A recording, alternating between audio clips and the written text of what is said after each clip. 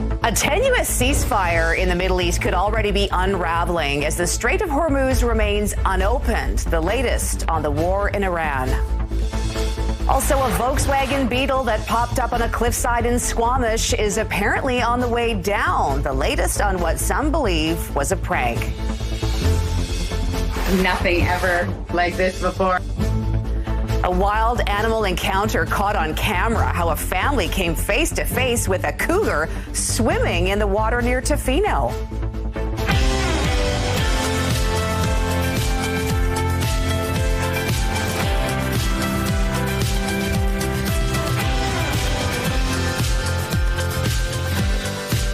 Well, good morning, everyone. It's Thursday, April 9th. Welcome to Your Morning Vancouver. I'm Carrie Adams. We begin in the Middle East this morning where the fragile ceasefire in Iran is being tested. Iran claims it has stopped shipping through the Strait of Hormuz after Israeli strikes in Lebanon. Both the U.S. and Israel say Lebanon is not part of the ceasefire deal, and the chokehold on Hormuz is a major concern for U.S. President Donald Trump. Trump posting overnight that all U.S. ships, aircraft, and military personnel will remain in place in and around Iran until, quote, the real agreement is fully complied with. Trump adds, if for any reason it is not, which is highly unlikely, then the shooting starts. Bigger and better and stronger than anyone has ever seen before. Well, semi-official news agencies in Iran suggest forces have laid sea mines in the Strait of Hormuz. Its closure has become Tehran's greatest strategic advantage in this conflict. France's foreign minister says European and other partners are finalizing plans to set up a mission to escort ships in the strait as soon as fighting effectively ends. And we will have to wait and see what effect this all has on gas prices here in BC. Analysts had predicted we could see a drop of 2 or 3 cents per liter, but only if the strait stayed open. Well, it looks like work has begun to fully remove the shell of the Volkswagen Beetle from a mountain in Squamish. The Ministry of Parks and Environment says the car was removed from the rock face on Popup Mountain yesterday afternoon and is expected to be lowered down from the area via helicopter later this morning. The car appeared on April Fool's Day, drawing the ire of the mayor of Squamish, who said the area holds cultural meaning for the Squamish Nation and deserved respect. In the past, similar incidents have been linked to UBC engineering students, but the school's Engineering Undergraduate Society has denied any involvement. Well, First Nations leaders from across BC are holding an emergency meeting today. It's to plan a strategic response to the government's proposal to pause parts of the Declaration on the Rights of Indigenous Peoples Act, known as DRIPA. Many First Nations leaders are upset about the Premier's plans to pause portions of DRIPA for up to 3 years to allow the Supreme Court of Canada to weigh in on it. They see it as a major setback in reconciliation. Premier David Eby says it's necessary to limit litigation exposure against the government, but First Nations leaders say the plan will trigger more lawsuits and protests. Obviously, litigation is a route that First Nations can take, and there's over 200 First Nations here in British Columbia, and I'm telling you, the majority are very frustrated and angered what the leader of the NDP party, the Premier himself, is doing. I understand why First Nations leadership are anxious about the fact that the province has to put sections of the act on hold. Eby has coupled the bill with a confidence vote, meaning if it doesn't pass, the government would fall, setting the stage for an early provincial election. He says he's confident, despite having just a 1-seat majority, that the bill will pass. Well, it's only the beginning of April, but BC wildfire crews are already busy fighting an out-of-control grass fire in a remote area south of Merritt. It's one of 20 fires to spark this month alone. The fire broke out yesterday and is already 150 hectares in size. This comes as experts from across the province are gathering to talk strategy and prepare for the wildfire season. The 5-day wildfire training and resiliency summit started in Victoria yesterday, bringing together all levels of government, fire departments, emergency crews, scientists, and researchers. This week that makes the difference in evolving our organization, but more importantly, the province and the public of BC towards a future that is more resilient to wildfire. We must learn to live with wildfire, and it's this event where we get to have real, concentrated conversations on what that can look like when it comes to resiliency, when it comes to fuel management, when it comes to working with industry. Officials from the Fire Smart program who are leading the conference say it's shifting its messaging from awareness to empowering action as more people become familiar with the risks of wildfires. The season's official fire outlook is expected to be released next week. Well, a major transit boost is coming to the North Shore and Burnaby, with TransLink announcing it's fast-tracking a new rapid bus extension. With reliable, fast, frequent transit services that allow people to have more choices about how they travel, we can start to see some real benefits to everyone who lives, works, and play here. The R2 Rapid Bus runs from Phibbs Exchange to Metrotown, connecting the communities with more frequent service. TransLink says buses will run as often as every 6 to 7 minutes at peak times, with larger buses to handle demand. The extension is expected to launch in September, more than 3 months ahead of schedule. Well, a major streaming platform has opened a new animation studio here in Vancouver. Netflix celebrated the grand opening of Netflix Animation Studios yesterday in the Mount Pleasant area. The company says the new studio is more than 110,000 square feet and employs more than 450 people. Netflix says the next big project the studio is working on is the feature film Steps, a reimagining of the story of Cinderella's sisters, featuring the voices of Ali Wong and Amanda Seyfried. Well, the World Cup kicks off in a couple of months, with Vancouver hosting 7 matches, but other BC communities will also get a chance to be a part of all the action. Canada Celebrates is making 38 stops from coast to coast after a test event in Victoria last month. The cross-country celebration will stop in Fort St. John, Kamloops, Salmon Arm, Revelstoke, Nelson, and Cranbrook. The events aim to bring the World Cup experience to communities through food, music, live match viewings, and soccer-themed activities. Well, a family was out on their boat near Tofino when they had a once-in-a-lifetime wildlife encounter. Jenna Evans caught this rare moment on camera. Wow, a cougar can be seen swimming behind her family's boat as they were setting up crab traps. Evans says the big cat wasn't bothered by them. It was too busy battling the current. Nothing ever like this before. And I mean, I grew up on the water too, like always going out fishing and prawning, and I've never seen a cougar ever. I've never even really seen a cougar in my life. So I was happy that the time I did see a cougar, I was on a boat and it was nice and safe. Yeah, Evans posted this video on TikTok, which has racked up nearly 300,000 views, with a lot of people commenting on the shocking, rare encounter. Oh, look, and climbing the rocks now, a little wet, but managing pretty well there, Mark. You know, it is so unusual. I guess creatures have to adapt. They got to learn to do things to get to where the food is. And I guess it's no different for cats. They got to learn to swim. You got to learn to swim. And we all know how cats water don't like. So it's kind of unusual to see that. And I'm not surprised that he probably, got in there and thought, OK, this wasn't such a good idea, was it? They'll learn that dog paddle. Yeah, exactly. Maybe those dogs are onto something. Maybe you should teach me a couple of things. All right. Good morning. And set for another really nice day. It'll be nice and sunny and nice and warm again. Not too much cloud happening right now. In fact, it's mostly clear at YVR, and a very light wind out of the northwest, 7 kilometers an hour. It's 5 degrees.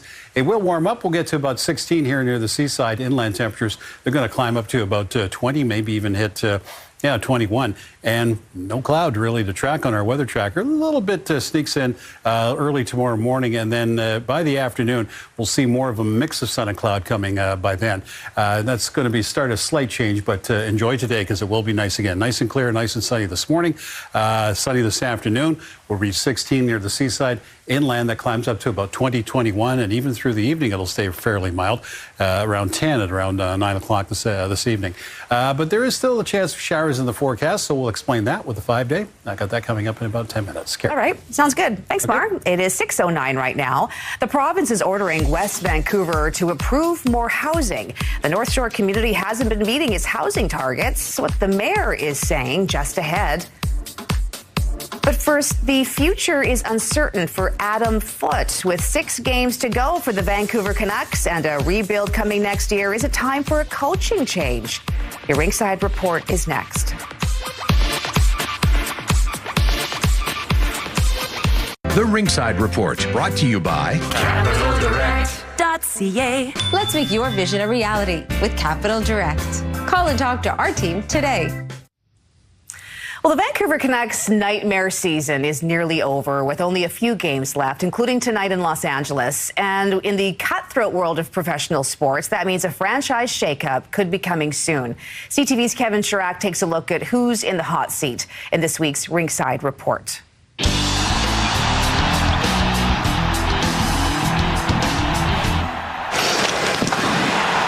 With a historically bad season nearly in the books, questions are growing about whether rookie head coach Adam Foote is part of the Canucks' future. I think it's difficult to bring Adam Foote back given the struggles of this hockey club all season long, not just the overall record, but the 8 wins on home ice. That's a tough sell to a fan base. The Canucks are set to finish with fewer than 10 wins on home ice, a mark worse than the expansion Vancouver Grizzlies in their inaugural season.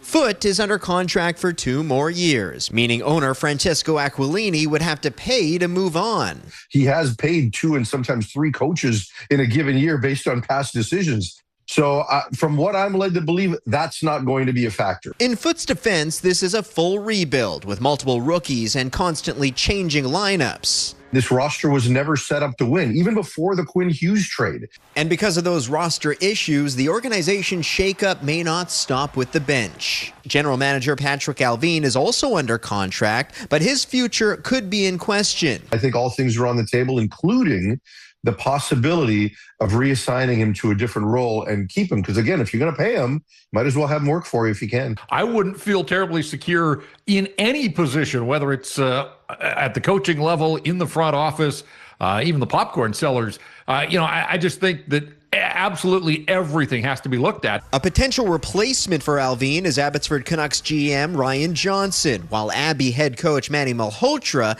is seen as a top candidate behind the bench. There's going to be teams that are interested in Manny. There's going to be better situations for Manny to be interested in. If I were the Canucks, I would move fast and do everything possible to secure Malhotra immediately. The Canucks play their final home game of the season Tuesday against LA. Kevin Chirac, CTV News, Vancouver. The Ringside Report, brought to you by Capital Direct. CapitalDirect.ca. Well, provincially mandated housing targets have been unpopular with some municipalities. Well, now West Vancouver is being overruled as the Premier doubles down on his government's Build More strategy. CTV's Penny Daflos explains. West Vancouver is experiencing just how much power the provincial government has over municipalities. We were clear from the very beginning. This was not optional work. The city has only built a third of the housing units the province demanded, and now the housing minister has signed an order essentially rezoning the Ambleside area to build more housing. West Vancouver is not unique in terms of their treatment by the provincial government, in terms of our expectations that they hit minimum standards in providing the housing that people need. They have the legal authority to do what they're doing. I personally think it's better to work with a spirit of cooperation rather than imposing things. The letter sent by the housing minister to West Van Maren Council does acknowledge they have taken steps towards adding housing and density. The mayor points out they've had several developers back out despite having permits. We live in a market economy, and the market right now is really tough. Some projects have had pushback from the community. Is this like the floodgate that's going to open up a whole bunch of development that's going to further increase the density? Just as the province has seen pushback from some mayors on the imposed targets and automatic fourplex approval. One of the most ill-conceived, poorly thought out policy initiatives. One size fits all does not work, and it will never work. Despite a soft housing market that has brand new condos sitting empty in various communities across BC, the Premier shows no signs of backing down. I'm incredibly proud and grateful for the work that municipalities have done to respond to the housing crisis. It is why British Columbia has the fastest declining rents of any province in Canada, despite facing huge housing challenges. Challenges that include building plenty of homes the average person can't afford. Penny Daflos, CTV News, Vancouver. Well, scary moments for passengers on board a small plane in the eastern U.S. when a cabin door opened mid-flight. Well, video taken from the plane shows it flying with its partially open door. Well, passengers remained calm. Shortly after departing from Nantucket, Massachusetts on Monday morning, the plane experienced an issue in which the upper portion of the main cabin door opened. The plane continued to operate normally before returning and landing safely. Well, a wild police chase in Florida where a robbery suspect was doing everything they could to get away. The car weaving its way through neighborhoods, and you won't believe some of the maneuvers it made. We'll show you how this ended, still to come. Those are green beans. So we do have to eat our vegetables even in space. Green beans. Space food, anyone? What we're learning about the robust but dehydrated meals the Artemis crew have been enjoying as they prepare for a return to Earth. We'll have that story coming up next.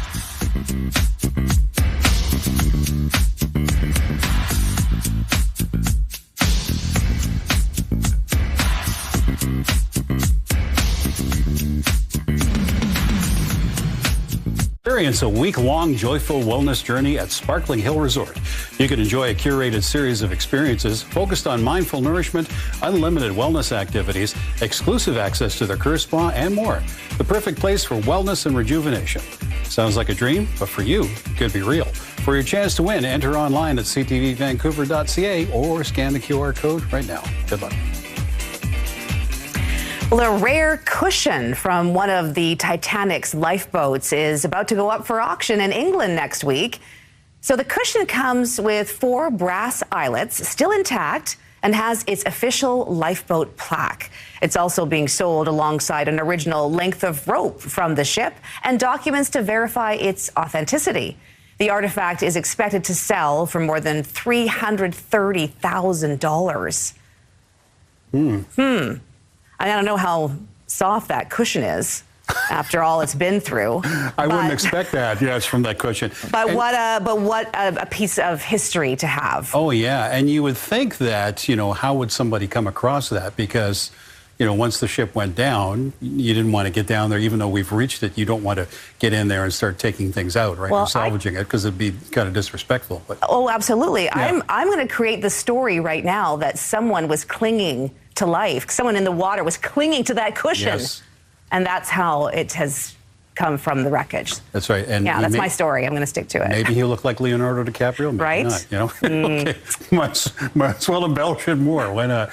Tell a story. Tell a story. All right. Here's our weather story, and it's a pretty good one, too, again. Today it's clear right now out at YVR, 5 degrees, and wind is very light, west-northwest, or northwest, about 7 kilometers an hour. And it will be sunny again and warm, too.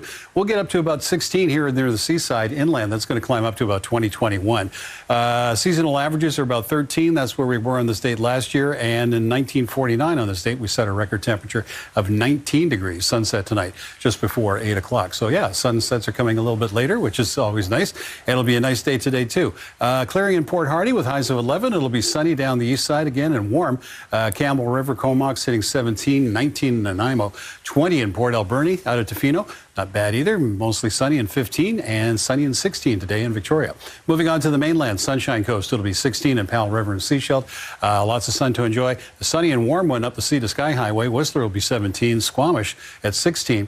And here for the lower mainland, we're looking at temperatures 16, 17 near the water.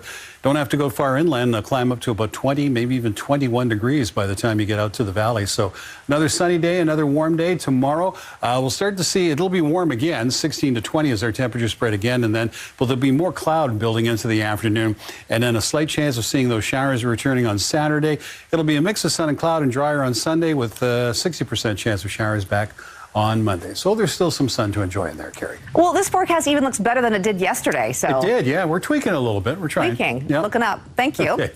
Well, now to the Artemis 2 mission, returning from the moon. We heard from the astronauts overnight, and we're also learning about the food that they've been eating. Here's ABC Sophie Flay.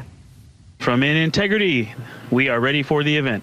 Overnight, the Artemis 2 crew checking in as they prepare for one of the most dangerous parts of the mission, re-entry into Earth's atmosphere. They're expected to reach a speed of nearly 35,000 feet per second, ahead of splashdown off the San Diego coast tomorrow. We were asked, what are we looking forward to? And I said splashdown. And there's so much data that you've seen already, but all the good stuff is coming back with us. There's so many more pictures, so many more stories. Beyond all that data, this mission is also testing how humans survive in space, right down to what they eat. Those are green beans.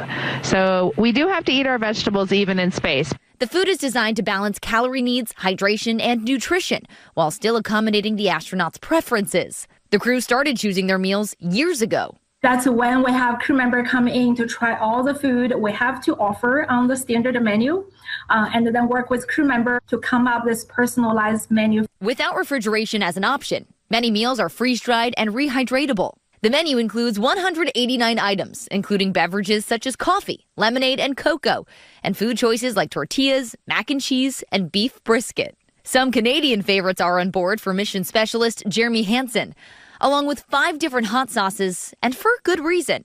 Due to the microgravity, crew members' body fluid shift upwards. That make them have like a stuffy nose sensation. You don't smell things very well in microgravity. And the smell of the food is a big part of your sensory perception of the food.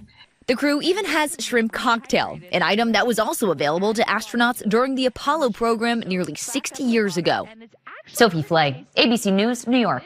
I thought maybe the hot sauce was to, get rid of the disgusting taste of the space food, but right. I guess it has another purpose. It keeps their airways open. Well, it's going to come a long way from Tang, hasn't it? No kidding. That. And I wonder if Jeremy Hansen had included ketchup potato chips in that all-Canadian menu, too, Yeah, right? that would be a very Canadian thing to bring. Yeah, little Timbits in there. Fascinating how they make the food, though, in these little sort of bite size. And the astronauts had the say in what they wanted to take with them. That's right. Wow. Yeah, that's gosh, pretty good. Personalized menu. Yeah, before it was like, here, that's what you get. Exactly. Good luck. Well, we never thought we would see them again when the Bay closed its department stores across the country. But guess what? They're back in a big way. We'll show you how Canadian Tire is hoping you'll make it a striped summer. We'll have that coming up. Also, the family of actor Matthew Perry was on hand to learn the fate of the woman found guilty in his death.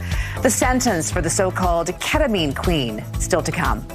And you might notice some activity in the Sea to Sky corridor near Squamish this morning as that Volkswagen Beetle is about to be helicoptered off the mountainside.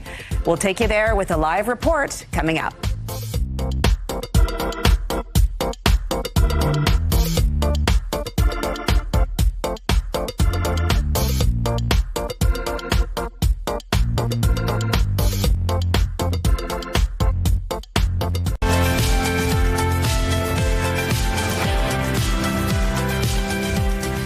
Good morning, everyone. Thanks for joining us. We begin in Squamish, where it appears efforts to remove the shell of a Volkswagen Beetle suspended high up on a mountaintop near Shannon Falls has begun. The vehicle was removed from the rock face yesterday afternoon and is expected to be lowered via helicopter later this morning. Our Yasmin Gandam joins us now live from Squamish with the very latest on this. Good morning, Yasmin. And it looks like there will be a lot of activity in that area this morning.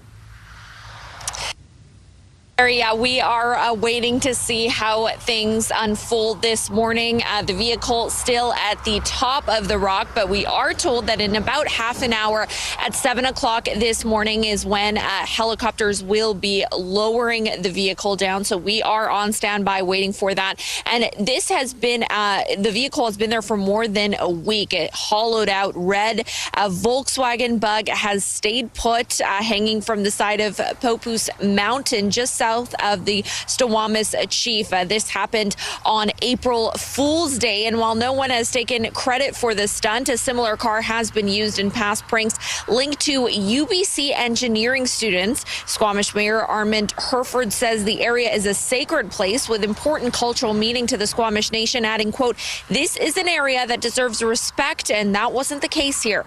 The Ministry of Environment has closed the area for safety reasons and says it's working to have the car removed. Now, the UBC Engineering Undergraduate Society has denied any involvement. But of course, a very unusual sight for drivers coming down the Sea to Sky. But it looks like a helicopter will be here later this morning to remove the car from the top of the rock here. And we will be here gathering that and with all of those details for you as well. Carrie. Okay, look forward to see how they managed to scoop that up. I'm sure it was a lot of effort to get it up there, and we'll see how long it takes to get it down. Yasmin joining us this morning. Thank you. Well, turning now to outer space. Prime Minister Mark Carney spoke about Canadian pride and cross-border unity during a call with the Artemis II astronauts. Canadians are so proud of what you're doing and the collaboration, and I just want to have a chance, if I may. I'm thrilled. I'm absolutely thrilled to be speaking with you, Jeremy, and the crew. And the Prime Minister told Canadian astronaut Jeremy Hansen about the thrill of seeing the maple leaf on display in the spacecraft. He called the mission an example of Canada-U.S. cooperation. Hansen promised to give the Prime Minister a maple leaf patch that has been flying in space after the crew returns to Earth. Well, the governing Liberals will gather in Montreal today for a national convention. This comes just one day after Conservative MP Marilyn Gladu crossed the floor to join the Liberal caucus. Gladu, the longtime Conservative MP from southwestern Ontario, is the fifth MP to cross over to the Liberals, the fourth former Conservative to join the government. That brings Prime Minister Mark Carney to within one seat of a majority government. Chris Detremont was the first former Conservative to cross the floor. Appearing on Power Play Wednesday, he was asked if other Conservative MPs are questioning Pierre Poilievre's leadership. I look across at my colleagues that don't look very happy sometimes, whether it's what they're saying, what they're questioning, what the issues that they're bringing up in the House of Commons, and the quiet conversations that we all have in the back alleys or the back lobbies as we talk about different issues that are being brought forward. There's still a number of unhappy people there. Whether they'll take the ultimate move and cross the floor, that's another question. But there's still some people that are upset. Adding to the drama around the Liberal National Convention are Monday's federal by-elections. 3 seats are up for grabs in two in Ontario and 1 in Quebec. A win in any of those ridings would give the Liberals 172 seats in the House of Commons, the minimum number for a majority. Well, to the latest now on the war in Iran, where a temporary 2-week ceasefire is already showing signs of unraveling. Iran claims it has stopped shipping through the Strait of Hormuz because of Israeli strikes in Lebanon. Israel says its fight with the Iran-backed Hezbollah militant group is not part of the ceasefire deal. I think this comes from a legitimate misunderstanding. I think the Iranians thought that the ceasefire included Lebanon, and it just didn't. We never made that promise. We never indicated that was going to be the case. What we said is that the ceasefire would be focused on Iran and the ceasefire would be focused on America's allies. Israel launched a barrage of strikes in central Beirut Wednesday, hitting 100 targets in just 10 minutes. Lebanon's health ministry says more than 200 people were killed in the country and more than 1,000 injured. Wednesday's death toll was the highest for a single day in Lebanon during more than 5 weeks of renewed fighting with Israel. We'll speak more about this issue with a retired NORAD general coming up in just a couple of minutes. Well, the so-called Ketamine queen who sold Friends star Matthew Perry the drug that killed him has been sentenced to 15 years in prison. The actor's mother, Suzanne Perry, and stepfather, Keith Morrison, were at the Los Angeles courthouse to attend yesterday's hearing. The judge handed Jasveen Sangara the sentence after she pleaded guilty to selling Perry the ketamine that killed him in 2023. Prosecutors had dubbed her the Ketamine queen, accusing her of running an elaborate drug operation that catered to high-end clients. Sangha is the third defendant sentenced in connection with Perry's overdose death at the age of 54. Well, to Florida now, where a suspect in a bank robbery has been arrested after leading police on a dangerous chase through a residential neighborhood. Police say a man had entered a bank in Broward County Wednesday and gave a teller a note demanding money before he took off from the scene. The suspect was driving that red vehicle you see on your screen, weaving around parked cars, even bursting through a construction barricade. There he goes. Police eventually used a pit maneuver on the vehicle, sending it crashing into a wall. The suspect, a 56-year-old, was taken to hospital to be checked out and was later booked into jail.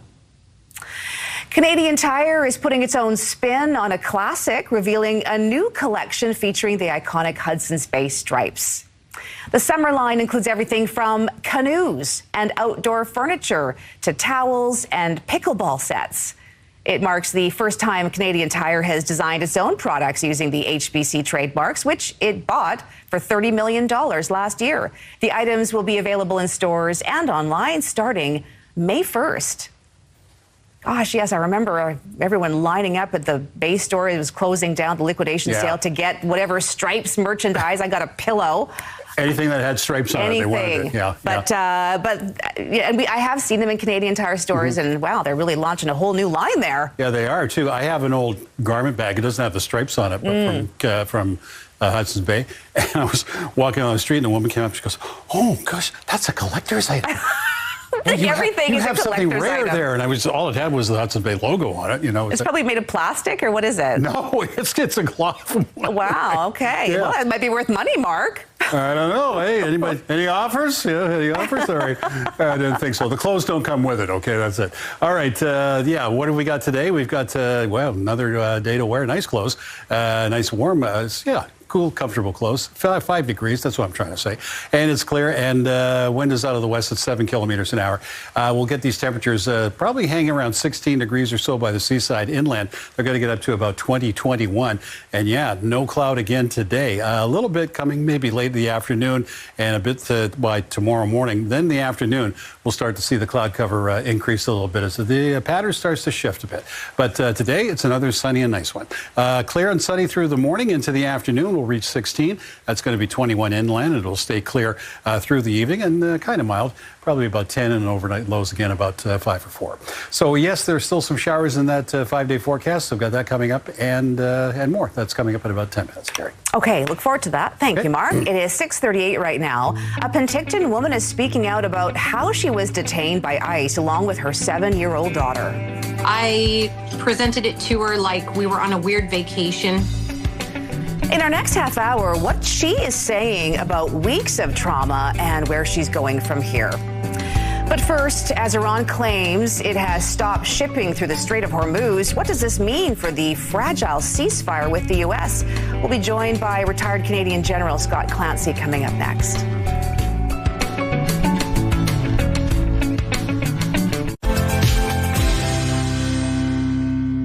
Two fully laden Chinese oil tankers are waiting near the Strait of Hormuz, with a third on the way, putting them in a position to become the first such vessels to leave the Persian Gulf under a day-old U.S.-Iran ceasefire, even as ship owners scrutinize the details of the truce. Now, in futures, oil recovered after its biggest one-day drop since April 2020, as the strait remains largely blocked and Israeli attacks on Lebanon threaten to derail the fragile ceasefire. A growing chorus of Canada's closest trade partners are calling out Prime Minister Mark Carney's new Buy Canadian procurement policy, saying it flouts promises Ottawa made in trade pacts to give them access to government contracts. A U.S. representative raised the issue with the World Trade Organization's Procurement Committee in March, according to the organization's account of the closed meeting. The Americans aren't the only ones complaining. The European Union, Japan, New Zealand, Norway, Switzerland, and the United Kingdom have all spoken against the policy. Those are your morning business headlines. For BNN Bloomberg, I'm Roger Peterson. The BNN Bloomberg Report is brought to you by IG Private Wealth Management. Does your financial advisor put you at the center? Israel's latest attacks on Lebanon is raising questions about an already fragile ceasefire between the U.S. and Iran. This as the Strait of Hormuz remains closed.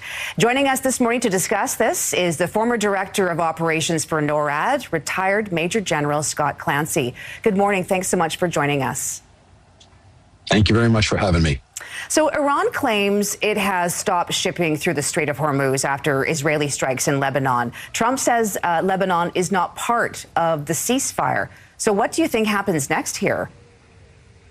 Yeah, so the ceasefire itself is based upon two fundamental elements, and both sides disagree as to what they agreed to. The two fundamental elements concern the Straits of Hormuz and the cessation of attacks. So the Straits of Hormuz, the United States is saying they agreed to freedom of navigation. Iran is saying that they agreed to assist in safe passage, which is possible, but only with coordination through the Iranian military. And then on the ceasefire, the Americans believe that it involves only Iran, whereas Israel is saying that it involves, and Iran is saying that there's a problem there as it pertains to Lebanon. This, and then when you combine that with the facts of what's happening in the Gulf this morning, as of Thursday, there's been no retaliatory strikes from Iran around the Gulf. Israel has ramped up its strikes in Lebanon, and they've reclosed the strait. So this puts everything in a very tenuous position. U.S. allies are in support of the ceasefire, but Prime Minister Mark Carney said yesterday that peace in the Middle East must include Lebanon. Do you think that this issue could cause Trump to change his mind or for allies to withdraw their support? No, this is going to be the real sticking point. I think you've lashed right onto it, Kerry, so Israel is now going to be the main impediment to the United States' ability to seek a real resolution that provides for freedom of action through the Straits of Hormuz, as well as long-lasting peace. And Iran feels that they're in a very strong position of negotiation here. America's ability to influence and or control Israel as it pertains to Lebanon is going to, and Hezbollah specifically, is going to be very problematic. Israel's never going to agree to a ceasefire with Hezbollah because Hezbollah is never going to abide by any ceasefire. They never have in the past. What that means is that Iran feels that it's resilient. It's going to be able to withstand the United States' negotiation, and these negotiations are going to be protracted. To be clear, this is the first time that the U.S. vice president has ever entered into face-to-face negotiations with the Islamic Republic of Iran. The U.S. claims that they've exceeded its core military objectives in Iran. What are your thoughts on that? So this is the obfuscation of the objectives from the beginning of the conflict. When President Trump started this at his press conference just after the conflict started, he stated 4 goals or objectives for the conflict. Started with the eradication of their nuclear program, the degradation and eradication of their ballistic missile program and its production, their destruction of their Navy, and then their ability to export terror worldwide. I think they've achieved some things on the ballistic missile front, degrading their ability to do that and strike out around the Gulf and maybe a little bit further, but they haven't destroyed it completely. And they have destroyed a significant portion of the Iranian Navy, but not all completely. The others have remained elusive. They have not executed regime change, which, got floated partway through the campaign. And they definitely have caused the problem in the Straits of Hormuz. So from an objective point of view, they're worse off than when they started. We're almost out of time, only have about 20 seconds, so I hope you can be brief. But we know that President Trump will not be part of the negotiation team heading to Pakistan this weekend. J.D. Vance will be leading those talks. Do you imagine that these talks will lead to any kind of long-term stability in the region? Well, I don't know. The sides are very far apart. What I do know is these will not be negotiations the last 2 weeks. It took 2 years for the Obama, administration to get a deal the last time. These are going to be protracted negotiations, and you're going to see extensions to that ceasefire, hopefully involving some clearance through the Straits of Hormuz. We will be watching. Retired Major General Scott Clancy, former Director of Operations for NORAD. Thanks so much for your perspective this morning. Appreciate it. You have a great day. You too. Well, coming up in our next half hour, the Premier's confidence. It is a confidence vote, absolutely, because this is work that we have to do. There is a looming showdown over the province's decision to pause legislation on Indigenous rights, why the Premier believes it will pass. Goodbye, Michelle, it's hard to die. On this day in 1974, Canadian Terry Jacks was at #1 on the singles charts with Seasons in the Sun. He launched his career right here in Vancouver. Your milestones are coming up next. I wish that we could both be there. We had joy, we had fun, we had seasons in the sun. But the stars we could reach were just starfish on the beach. We had joy. Well, it's time now for your milestones. First up this morning, happy 23rd birthday to Thomas Bernoy. We hope it's a special day for you. Best wishes from Nicholas and all of your friends. And a happy 11th birthday to Marcus with lots of love from Mom, Dad, Ethan, and your grandparents. Happy birthday to Daryl. Have a great day. Love from your family and friends. And a happy significant birthday to Allison. Love from George. Wow, how significant is it? I was going to say. Wow, yes. It's a bit of a secret there, isn't it? Send us your milestones to vcmilestones@ctv.ca. Or maybe it's age related and just trying to be polite. Who knows? But anyway, happy birthday. And here's a look at the blue sky over the Okanagan from the southern interior. We're just going to enjoy a nice sunny day, too. Sunny across the southern interior and sunny across the south coast here. Again, it's clear for the most part this morning. 5 degrees at YVR. Wind is very light out of the west at 7. Not much of a factor today, but the sun will continue. It'll be clearing in Port Hardy today with highs of 11. Very warm across the island. Intercoast will be 17 from Campbell River. Comox, Nanaimo hit 19. Into Port Alberni, it gets up to 20. And out of Tofino, Ucluelet today, 15 degrees and sunny. 16 and sunny in Victoria today. Sunshine Coast, it'll be sunny. 16 in both Powell River and Sechelt. Very warm up the Sea to Sky region, too. 19 in Squamish today. Whistler will hit 17. And here for the lower mainland, pardon me, we'll see temperatures 16, 17 near the water. Inland, that's going to be up to about 20 and 21 degrees. So here's our 5-day. So, yeah, today will be nice. Tomorrow, it's okay, too. We're up to 20 inland, but we will see increasing cloud into the afternoon. Chance of showers is about 30% now for Saturday, and then sun and cloud coming on Sunday, but a better chance of seeing some showers returning on Monday, and temperatures just cooling down slightly. So just when you think AI can do almost anything, there's still something it's not quite good at yet. Stephen Colbert had this and more in last night's Meanwhile. Here's today's Light Laugh. Meanwhile, artificial intelligence guru Sam Altman says it'll take another year before ChatGPT can start a timer.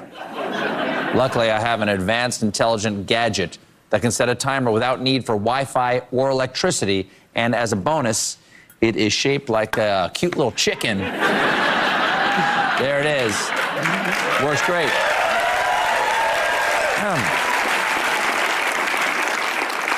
Chicken, set timer for 5 minutes. Chicken. Chicken, write my thesis paper. Meanwhile, there's a hot new fitness trend among women, sword yoga. The workout is a fusion of Tai Chi, Kung Fu, a touch of intuitive movement, and slow breathing paired with Vinyasa yoga.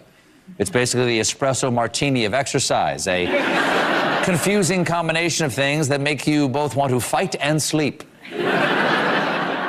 Meanwhile, there's news from Burger Island because Burger King is making its first significant update to the Whopper in nearly a decade. And now features a premium bun and is served in a box and comes with better tasting mayonnaise. You'll notice they didn't say delicious or amazing new mayonnaise, just better. They should bring that kind of attitude to the advertising. Burger King, it could be worse. That's a terrible Yes. slogan. Well, Oh back in the days when I was a meat eater, I used to eat Whoppers all the time. I loved Whoppers. So. Okay. They're very good. Yeah. I am not a Whopper eater, but I think I had one once, and I think it was the mayonnaise. I didn't like the mayonnaise, so maybe they're onto something. Maybe they are. I didn't even know it had mayonnaise. I like the burger. I like that it's char grilled. It's just a lot on there. It's a Whopper. It's a Whopper. So you don't like anything on your burger then? You don't like... Oh, sorry? You don't like anything on your burger? No, I just didn't know it had mayo. Oh, I never okay. noticed the mayo Yeah. for the Whopper specifically. I do like mayo. I do think there is such thing as having too much on a burger. Oh, yes. Yeah. Like Yeah. sometimes because if it's like slipping around because it's too much stuff, Yeah, right? slipping and sliding. Slipping Yeah. and sliding. Sliding condiments, No, Maybe that's bad. Maybe it's less mayo. Maybe less mayo is No key. mayo. Yeah. Do you ever feel like you just need to put your phone down for a few hours? Yeah. Still to come, the group that is pushing for more people to embrace a digital detox and how their plan will have you embracing your creative side. Also, a major streaming platform opens a new animation studio in Vancouver. What Netflix is planning and how many jobs it's creating as it expands its presence in Hollywood North. And a developing situation from Sea to Sky country this morning. We're expecting that Volkswagen Beetle that had been hanging off a cliff to be airlifted off the mountain. We'll take you there live after the break. Your top stories are next. What goes up must come down. The latest on efforts to remove a Volkswagen from a rock face in Squamish. It's only April, but BC's wildfire season has begun. The latest on an out-of-control grass fire burning near Merritt. And a big boost for Hollywood North. The details on a massive new animation studio for Netflix that just opened up in Vancouver.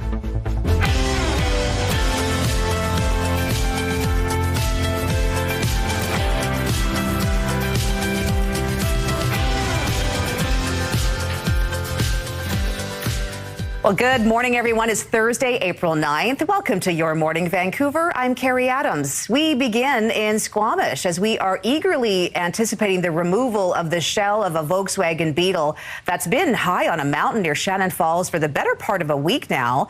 Our Yasmin Gandam is in Squamish. She joins us now live this morning. Good morning, Yasmin. So it looks like this work has already begun to remove that Volkswagen Beetle from the mountain, but a helicopter is needed to swoop in and finish things off. What can you tell us? Yeah, good morning, Carrie. We are on standby waiting for that to happen. So yesterday afternoon, the vehicle was removed from the rock face, but we are waiting for a helicopter to come here shortly after 7 o'clock this morning to remove the vehicle from off the mountain. So we are on standby waiting for that. And as you mentioned, for more than a week, this hollowed out red Volkswagen Bug has stayed put, hanging from the side of Popup Mountain just south of the Squamish Chief. Now, while no one has taken credit for this stunt that happened on April the 1st, a similar car has been used in past pranks linked to UBC engineering students. Squamish Mayor Armand Herford says the area is a sacred place with important cultural meaning to the Squamish Nation, adding, quote, "This is an area that deserves respect," and that wasn't the case here. The Ministry of Environment has closed the area for safety reasons and says it's working to have the car removed. So again, Carrie, this helicopter should be arriving any moment now, and we are live here, and we will show you the visuals of that and also tell you exactly what's happening as it unfolds this morning. Carrie. Okay, we'll see how long it takes them to get it right off the mountain there. Yasmin Gandam joining us. Thank you. We'll watch for that. Well, First Nations leaders from across BC are holding an emergency meeting today. It's to plan a strategic response to the government's proposal to pause parts of the Declaration on the Rights of Indigenous Peoples Act, known as DRIPA. Many First Nations leaders are upset about the Premier's plan to pause portions of DRIPA for up to 3 years to allow the Supreme Court of Canada to weigh in on it. They see it as a major step back in reconciliation. Premier David Eby says it's necessary to limit litigation exposure against the government, but First Nations leaders say the plan will trigger more lawsuits and protests.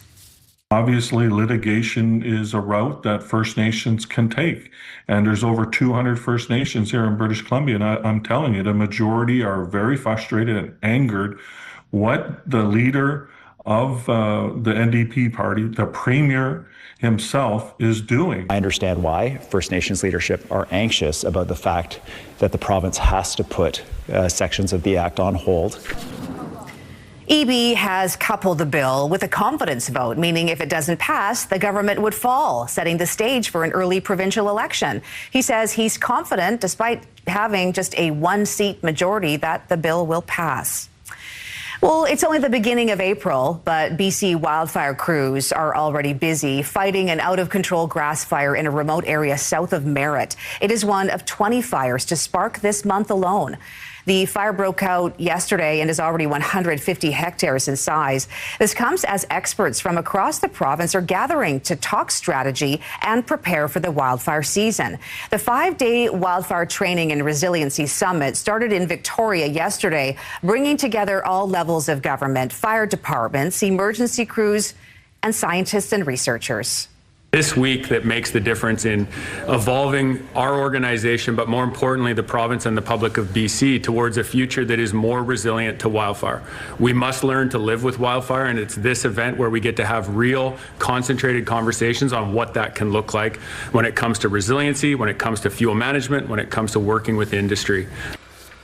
Officials from the Fire Smart program who are leading the conference say it's shifting its messaging from awareness to empowering action as more people become familiar with the risks of wildfires. The season's official fire outlook is expected to be released next week. Well, this morning there is new concern for families with sick children who need to travel to Vancouver to receive medical treatment. Accommodation can be expensive, and as CTV's Dimitra Maragos explains, a recent change means more families will not qualify for funding to ease the burden. Vanessa Turnbull says when her son Maverick was diagnosed with cancer at just 2 years old in 2024, life as she knew it changed forever. It was definitely kind of shocking. Turnbull and her son travel from Prince George to Vancouver every 3 months for life-saving care, often staying at a Ronald McDonald House or hotels. They rely on the BC Family Residence Program, which subsidizes accommodations for children receiving care at BC Children's Hospital or Sunny Hill Health Centre. But changes to the program were a hurdle she wasn't expecting. Immediately I was thinking, oh, how are we going to afford this if we have to come back? The Ministry of Health says as of April 1st, it lowered the income threshold. Now only families earning under $80,000 a year are eligible. According to Ronald McDonald House, there was previously no income cap. Families in the most stressful possible time need the support of the province. Organizations ourselves are able to provide a certain amount of that, but the government is needed to be able to provide that security for those families. The changes also cap the number of covered stays from 30 to 21 days per visit. So it definitely impacts my family and others, because you're basically sitting here getting in debt over just trying to survive and watching your child try and survive. In a statement, the health minister says, in part, these adjustments are necessary to sustain the delivery of services to as many as families as possible.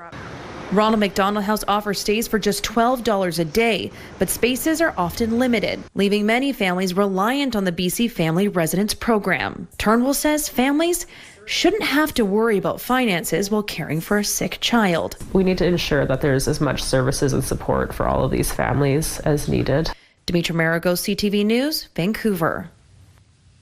Well, a major streaming platform has opened a new animation studio here in Vancouver. Netflix celebrated the grand opening of Netflix Animation Studios yesterday in the Mount Pleasant area. The company says the new studio is more than 110,000 square feet and employs more than 450 people. Netflix says the next big project the studio is working on is the feature film Steps, a reimagining of the story of Cinderella's sisters, featuring the voices of Ali Wong and Amanda Seyfried. Well, a family was out on their boat near Tofino, and they had a once-in-a-lifetime wildlife encounter. So look at this. Jenna Evans caught this rare moment on camera, a cougar swimming behind her family's boat. This is as they were setting up crab traps in the area. Evans says the big cat was not bothered by them. It was too busy battling the current. Nothing ever like this before. And I mean, I grew up on the water too, like always going out fishing and prawning, and I've never seen a cougar ever. I've never even really seen a cougar in my life. So I was happy that the time I did see a cougar, I was on a boat and it was nice and safe. Evans posted this video to TikTok, which has racked up nearly 300,000 views, with a lot of people commenting on just how shocking and rare of an encounter this is. Wow. Well, a new kind of club has opened in Amsterdam that's all about having a digital detox. Just connecting with yourself through creative activities or reading or writing or puzzling. So really something that makes you slow down and reflect, go inwards. So this is in an old church where the service is all about no service. Participants hand in their phones at the door before joining a 2-hour-long creative session. This is the latest event by the Offline Club, which hosts gatherings all over Europe.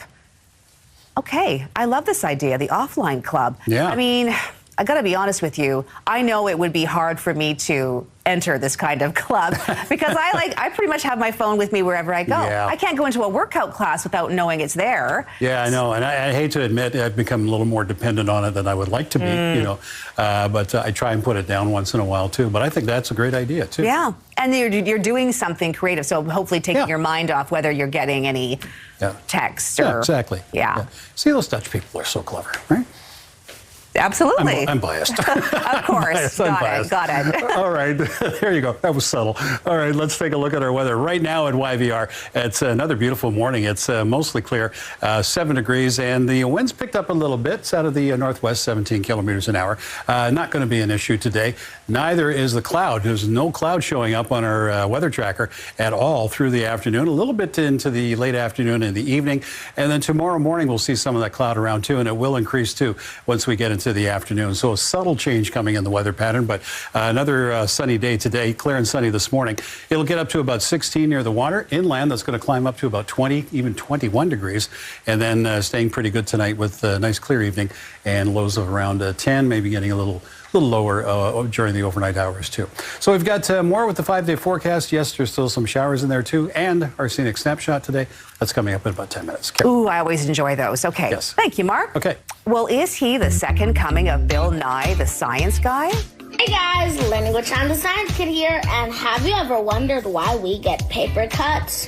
Oh, I have wondered that. Still to come, the kid that's gaining a huge following online by flexing his smarts and a bit of personality. That is still to come. We've got really huge and high gas prices right now.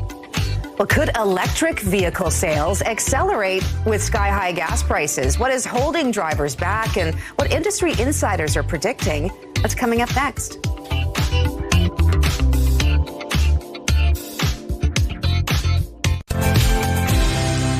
Welcome back. It is 7:14. A Penticton woman is speaking out about how she was detained by ICE for several weeks. Tanya Warner and her 7-year-old daughter were released after a high-profile campaign to get them out. As CTV's Shannon Patterson reports, an immigration lawyer says what happened to Warner used to be unheard of. Tanya Warner is back home in Kingsville, Texas with her 7-year-old daughter, Ayla, after they both spent nearly 3 weeks in U.S. immigration custody. I presented it to her like we were on a weird vacation, that it was just where we had to be for now while the government figured out our immigration because we're Canadians. Warner moved from Penticton to Texas 5 years ago to be with her new husband, but he couldn't sponsor her for a green card because of a 1999 sexual assault conviction.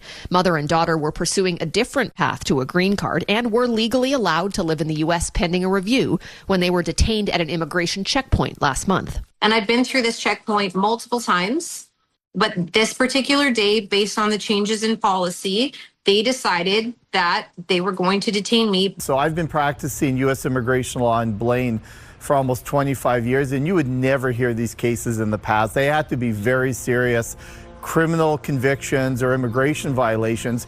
You wouldn't hear of just random Canadians being picked up at checkpoints, driving around the U.S. and held in custody for weeks or months. After 19 days in ICE custody, Warner and her daughter were released on bond last Thursday. And I just want to show you guys something really neat. ICE fitted me with my own ankle monitor. You want to say something to everybody? I got 2 stuffies. Awesome. How are you feeling to be out? Good. I'm glad she got out. So they obviously did the right thing, immigration, by releasing her. But I'll be interested long term to see, whether she does get her green card and whether any of this detention affects her application. With the help of a lawyer and a Texas congressman, Warner will argue she and Ayla should be allowed to remain in the U.S. ICE is basically saying we want to deport her. And my lawyer is saying, no, she should be able to stay. So I have to basically win those court hearings in order to stay in the country. She will be able to, explain her case to an immigration judge who has to follow the law, not just randomly deporting people. But if Warner loses her case, she and Ayla will be forced to leave their life in Texas behind and move back to BC. Shannon Patterson, CTV News.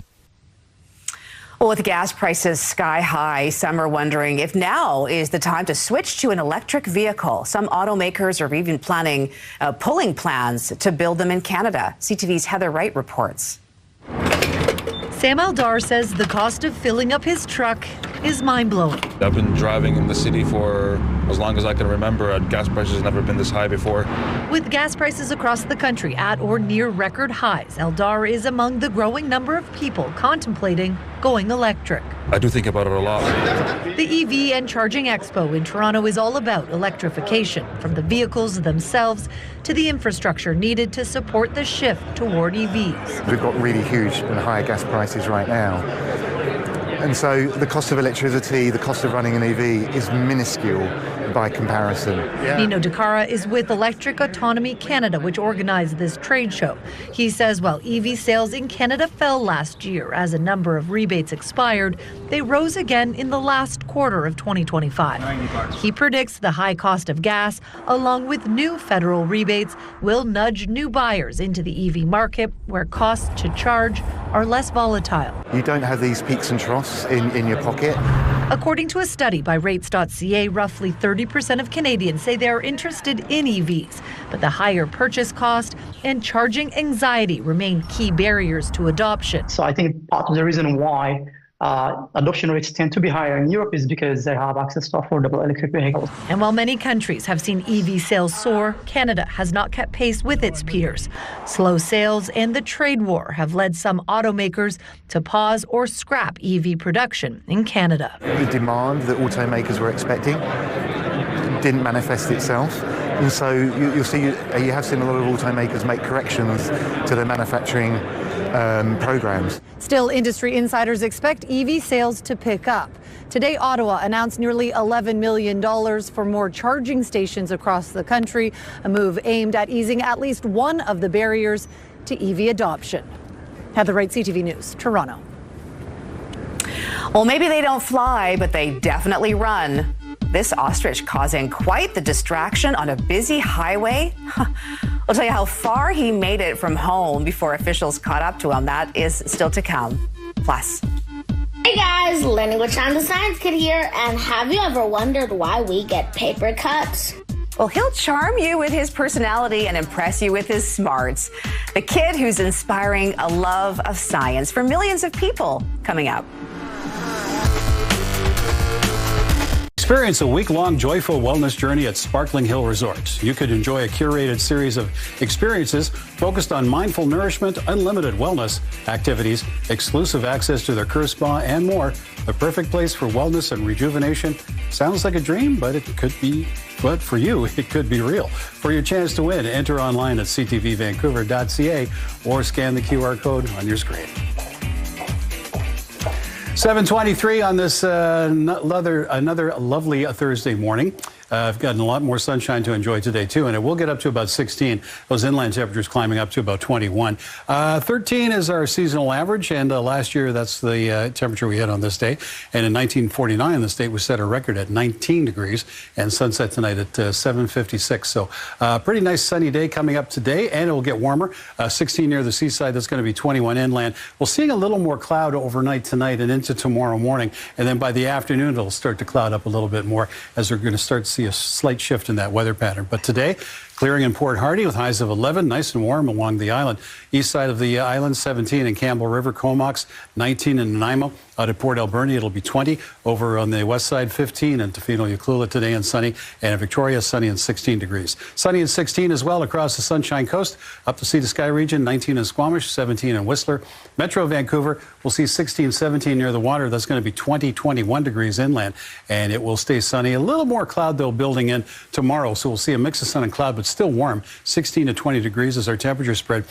Slight chance of showers now on Saturday. Sun and cloud, though, for Sunday. But a good chance of those showers returning on Monday with highs of about 14. Our scenic snapshot this morning. How's this for a sunset? Thank you, Michael, for sending this in from Powell River. And if you've got a scenic snapshot for us, please send it to us at scenicsnapshot@ctv.ca. Carrie. Well, that is absolutely a stunning shot. Love the color in there, too. Incredible. Yeah. Thank you so much. Well, an 11-year-old whiz kid is inspiring millions across the world with his love of science. He has some joking the remarkable young science kid may soon crack the code of empowering a flux capacitor without plutonium. Here's ABC's Danny New. Hey guys, Lenny with China Science Kid here, and have you ever wondered why we get paper cuts? For Sean Adechobi of Georgia, he's pretty much always been old enough to teach adults about science. So, Sean, how old are we now? 12? Well, 11 going on 100. You're 11 going on 100. Over the past few years, Sean has picked up more than 1 million followers on social media while sharing his love of science. Today you are gonna learn about the heart. Starting when he was around 5 years old. Ever since I was a kid, I've been more in the biology sector, but now I'm shifting towards a mix of biology and physics. Maybe not surprising to hear, but Sean is also a bit of a genius. This past year, this now 11-year-old skipped from 6th grade to 9th grade, which he and his mother Eunice do not seem surprised about. At 3 years, he was 2nd grade level. 3 years old, he was 2nd grade level? Yes. We got to know he could read at 9 months, so that's kind of where the journey started. However, despite Sean's advanced intellect, Did you know that you produce 1 to 2 liters of saliva daily? he says it's very important to him to keep science accessible. He never wants to sound like, Actually, I've made the most prestigious discovery in science ever.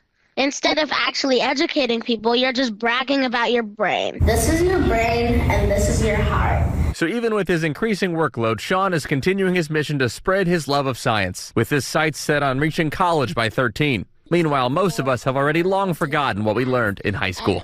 What is the equation for kinetic energy? K equals... Oh, boy.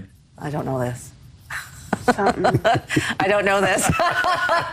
None of us were Was really. that for us? Yeah. Yeah, let's talk about the story. No, well, what a smart kid. How is it that some people end up with the ability to think like that? Reading at 9 months, we were astounded by that. That's why we call them gifted, right? Like it's inexplainable, I think.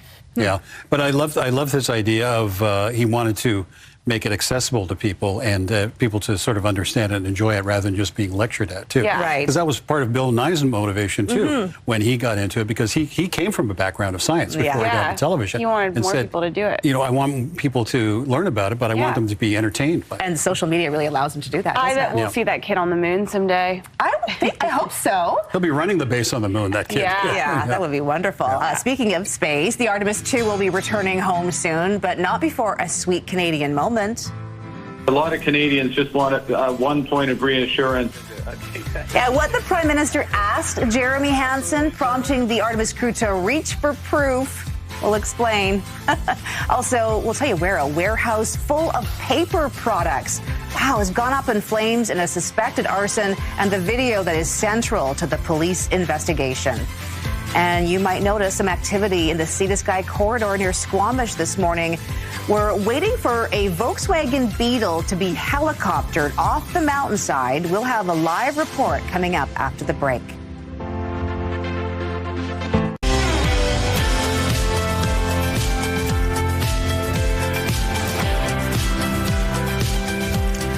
Well, good morning, everyone. Thanks for joining us. We begin in Squamish, where it appears efforts to remove the shell of a Volkswagen Beetle suspended high on a mountaintop near Shannon Falls has begun. The vehicle was removed from the rock face yesterday afternoon, and it's expected to be lowered down via helicopter sometime this morning. Our Yasmin Gandam joins us now from Squamish with the very latest. It sounds like there's going to be a lot of activity in that area this morning, Yasmin. Any sign of that helicopter?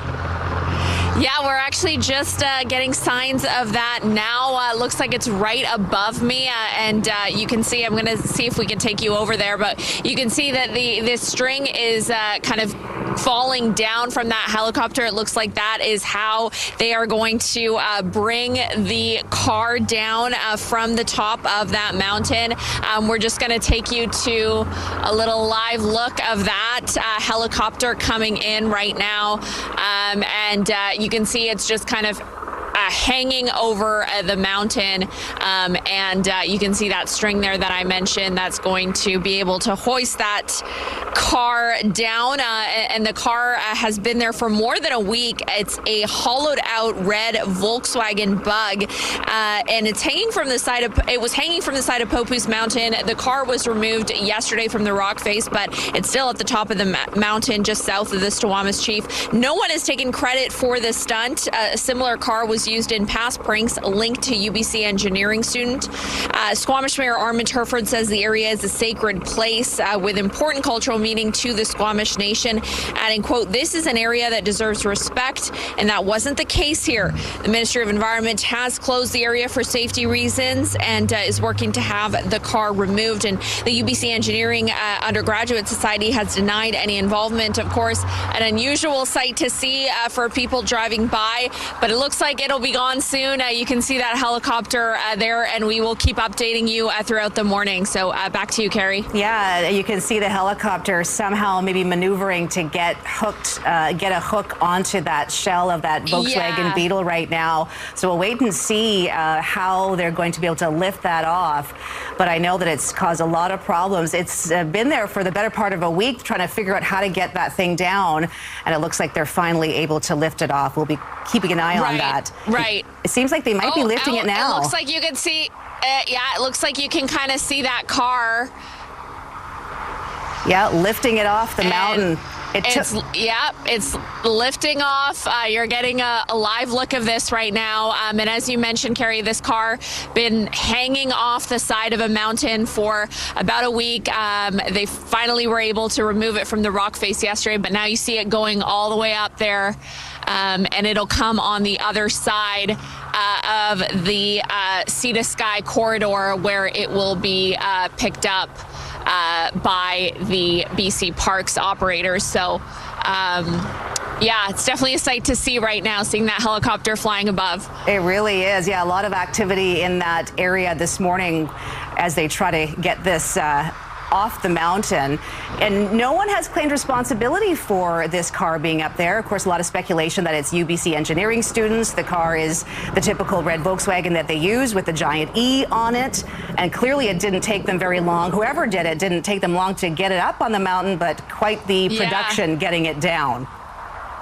Oh, absolutely. As you mentioned, no one has taken responsibility, and they have actually denied any involvement in this prank. But it did happen on April the 1st. Quite an unusual sight, for a lot of campers in the area as well. But it looks like it's finally coming down.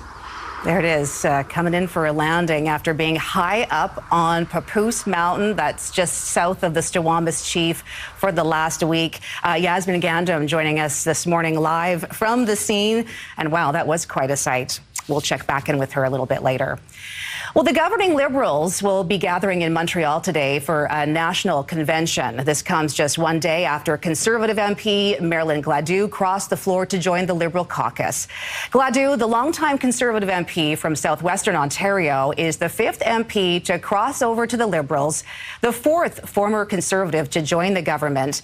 That brings Prime Minister Mark Carney to within one seat of a majority government. Chris D'Entremont was the first former Conservative to cross the floor.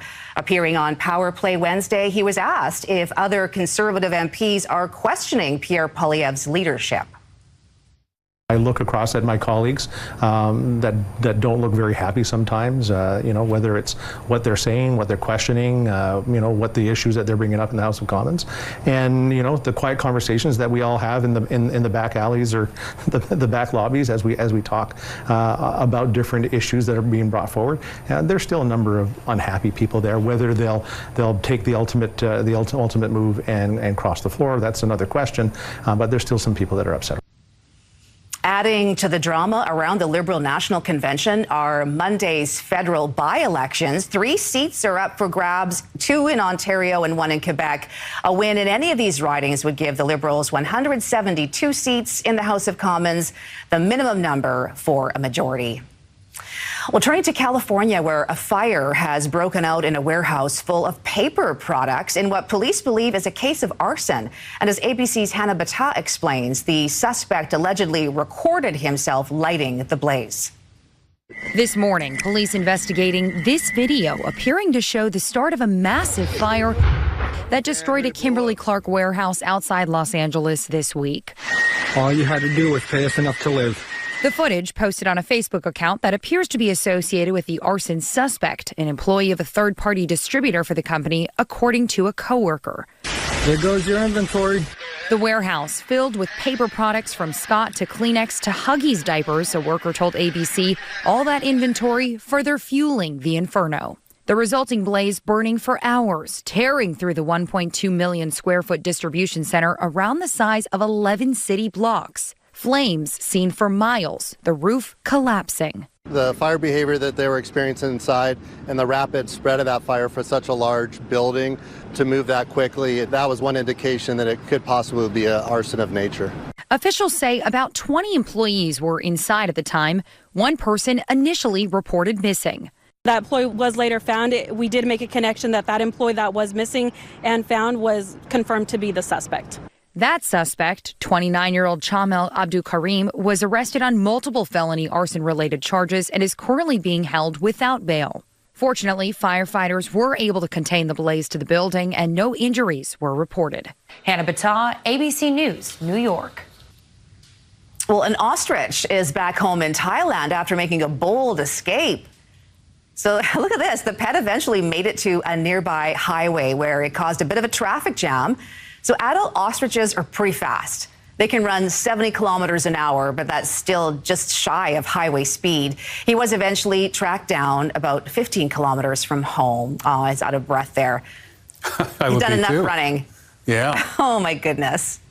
Wow. Yeah, and you would think it wouldn't be that fast the way that, with this all those physiology, feathers. right? Yeah, all the feathers and everything else. Got long legs, though. Yeah, exactly. Yeah. Breaking news right now, our choppers picked up... Not that one. We'll cover the car, but not ostriches. We'll cover the car. We'll bring you more in a moment. All right, let's get a look at our weather. Yeah, that is something to be happy about because, it's going to be another sunny day today, and it's already clearing up quite nicely this morning. Wind is picking up a little bit. Shouldn't be much of a factor, though. It's out of the northwest, 17 kilometers an hour at the moment. And it is mainly sunny, 7 degrees. It'll warm up to about 16 later on this afternoon. And those inland temperatures are going to climb up to about 20, maybe even 21 degrees. So it'll be clear and sunny through the morning and into the afternoon and even through the evening as we'll see the temperatures dipping down just a little bit. But sunset tonight should be another good one. There is some more cloud and some more showers in that forecast. We'll have that in the school forecast coming up very soon. Carrie. Yeah, those sunsets have been pretty nice lately, haven't they, Mark? All right, we'll talk to you in a bit. Well, Canadian astronaut Jeremy Hansen and the rest of the Artemis crew received the ultimate long-distance phone call from Prime Minister Mark Carney.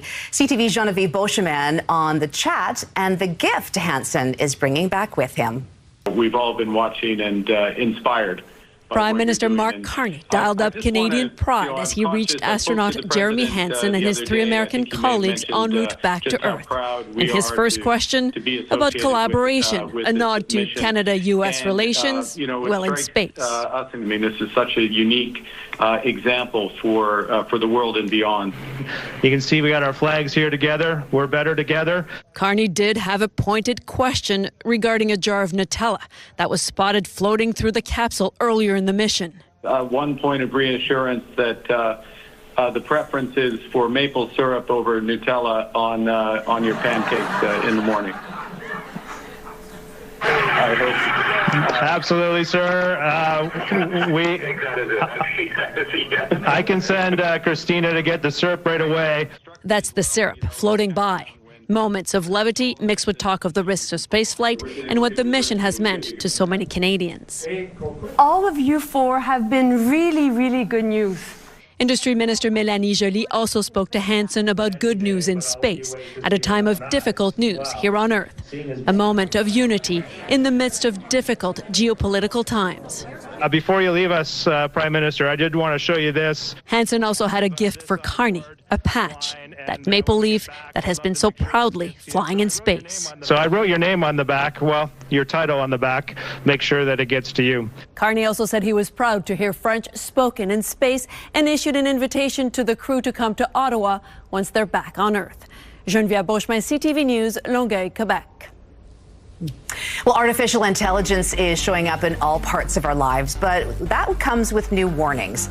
Still to come, how AI is creating a new layer of complexity for those struggling with eating disorders. That's still to come.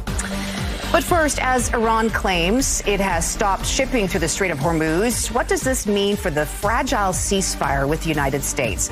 We'll be joined by retired Canadian General Scott Clancy coming up next.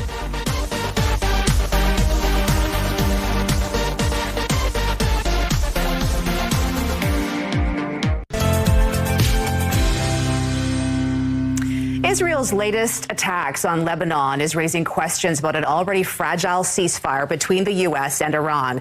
This as the Strait of Hormuz remains closed. Joining us this morning to discuss this is the former Director of Operations for NORAD, retired Major General Scott Clancy. Good morning. Thanks so much for joining us. Thank you very much for having me. So Iran claims it has stopped shipping through the Strait of Hormuz after Israeli strikes in Lebanon. Trump says Lebanon is not part of the ceasefire. So what do you think happens next here? Yeah, so the ceasefire itself is based upon two fundamental elements, and both sides disagree as to what they agreed to. The two fundamental elements concern the Straits of Hormuz and the cessation of attacks. So the Straits of Hormuz, the United States is saying they agreed to freedom of navigation. Iran is saying that they agreed to assist in safe passage, which is possible, but only with coordination through the Iranian military.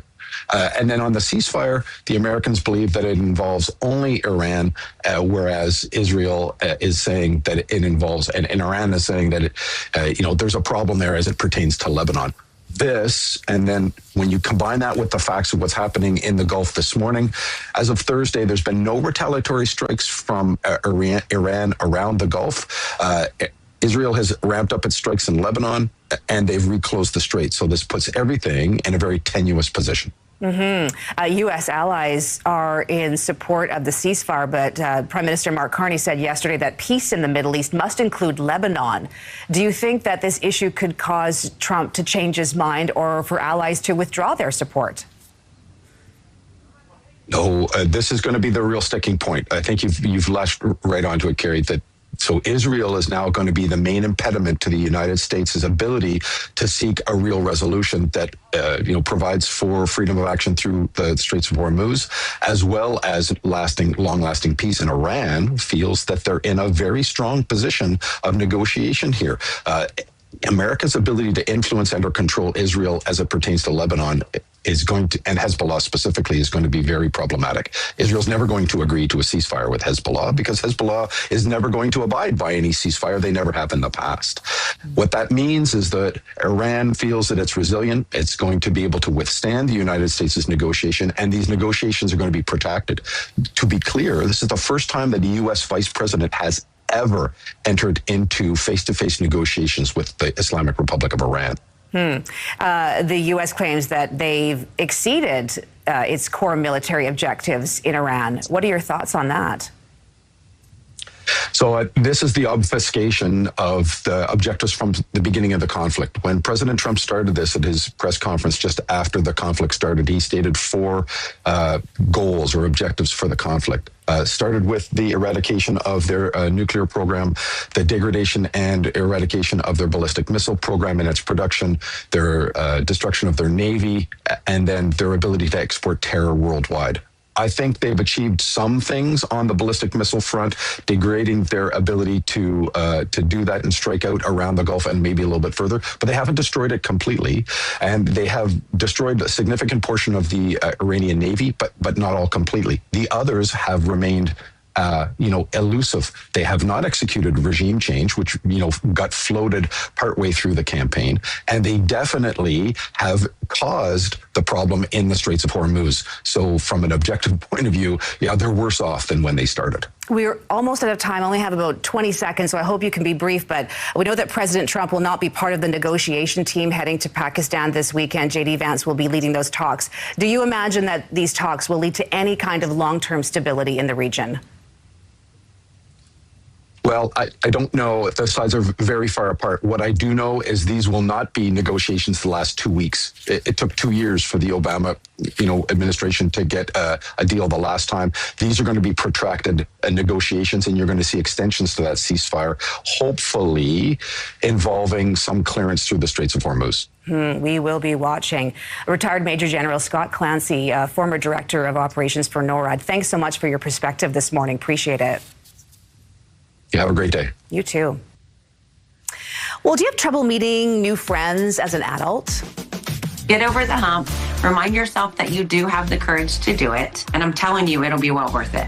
But still to come, the growing trend that has people relying on low-pressure activities to expand their social circle. That's still to come.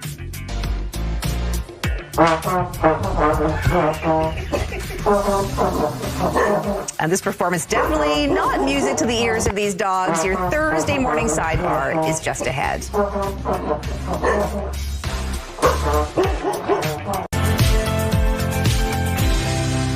All right, we are closing in on 7:53 and getting ready for school, and it's another nice morning. Mainly sunny, 7 degrees, and it's going to get warm. So, yeah, you don't have to dress up too warm. It's 16 near the seaside. That's going to be 21 degrees inlander. So, Wow. yeah, and then tomorrow, it's a little more cloud building in the afternoon, and then that inevitability of rain on Saturday is now turned to a 30% chance of showers. So we'll see what happens. Sun and cloud, though, for Sunday, but it looks like a good chance of those showers returning on Monday. But another pretty good couple of days coming. Yeah, today. love that. Yep. It's been really nice out. Oh, yeah. It's been a real Beautiful. treat. Yeah, it has been. Well, it's time now for your sidebar.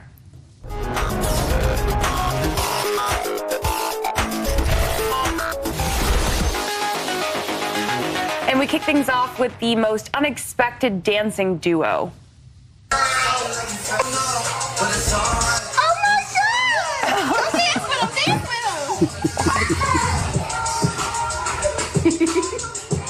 Yeah, so when Junior turned 4, he got a surprise visit from Spidey himself. Not only did he turn up, he also joined in on the dance, showing off his moves. It's not really fun. Yeah, you know, that's awesome. Because if you're a superhero fan and this shows up at your door, yeah, looks like he's dressed up as what, Black Panther? Yes. Black Panther, and then Spider-Man Oh my comes God, in. he jumped right in. Yeah. Apparently, this is his dad. Yeah, of course it is. It's not the actual Spidey. Who could it be? It's a good dad. Yeah. Allegedly, it's his father. Right. Now to your problem everyone has experienced with their microwave. This is my impression of the glass plate in your microwave when you clean it and then try to put it back into the microwave. Nope. Nope. Nope. Nope. So Michelle does a perfect impression of the pesky microwave plate when you try to put it back after cleaning it. She superimposed herself into a microwave. Why is it is so hard to get them back in? You really have to fit it. And you can't line it up, you know. It's really hard to line up. Yeah. And then you don't line it up correctly, then you think you did, then you put something in, and all of a sudden, clang against the door. I'm more interested in how she did this. Yeah, obviously it's like she zoomed in or out or something. It's a trick. It's a real video trick there. Yes, the visual effect here. She's not actually in the microwave. Really? No. I thought she was at first. It's really cool. She probably it's spent as much time figuring that out as how to put the plate back. Right, there you go. It's true. Well, finally, these pups aren't pleased with the sounds coming from their human sister. Oh boy. There's 3 of them. Yeah, they were ready for a musical performance, but as soon as she blows into that trombone, all 3 dogs out of there. Yeah.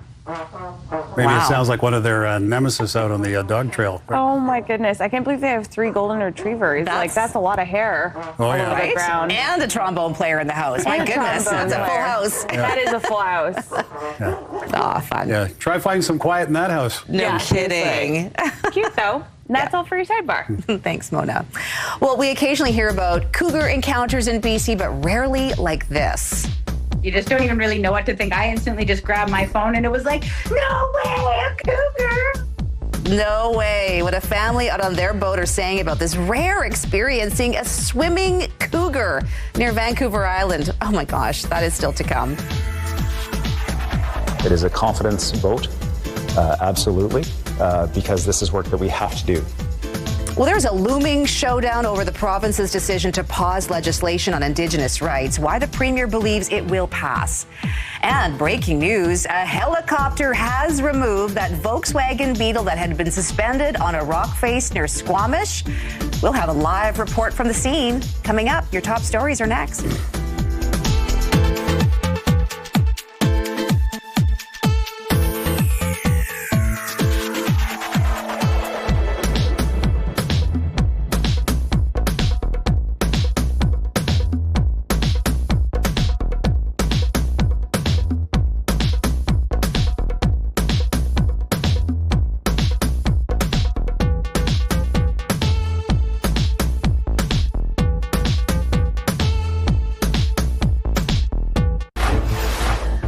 goes up must come down. How a helicopter helped take the shell of a Volkswagen off of a cliffside in Squamish that had been there for more than a week. Also, Iranian Canadians react as a ceasefire in the Middle East appears to be unraveling. Why Iran is not reopening the Strait of Hormuz. Nothing ever like this before. A wild animal encounter caught on camera. How a family came face to face with a cougar swimming in the water near Tofino.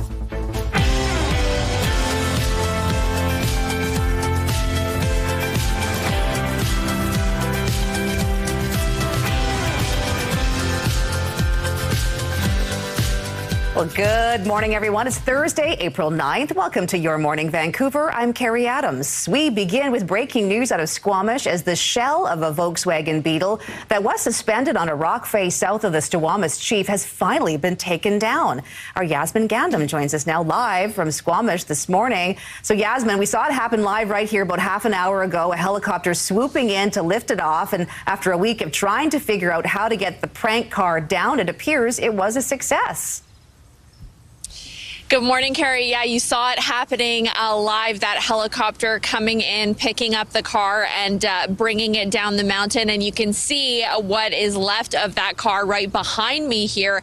This is what the helicopter brought down, pieces of that red Volkswagen. And now I want to take you to some of the viz here of that helicopter rescue. You can see the helicopter coming in, connecting the bug, and then slowly lowering it from the mountain. The hollowed out red Volkswagen Bug had been hanging from the side of Popup Mountain since April Fool's Day, and no one has taken credit for the stunt, but a similar car has been used in past pranks linked to UBC engineering students.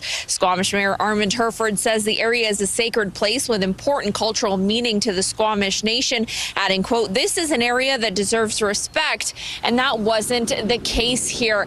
Now it is unclear what happens now and, you know, where this car goes. We are going to be speaking with BC Parks officials shortly to get more information on that. But, you know, it's safe to say quite a sight to see this morning and an amazing, you know, way to bring this car all the way down. But it looks like, you know, that safety concern is no longer the case anymore. Yeah, Carrie? Not sure how long it took whoever did it to put it up there, but it came down pretty quickly once that helicopter got a hold of it. Thanks for that, Yasmin.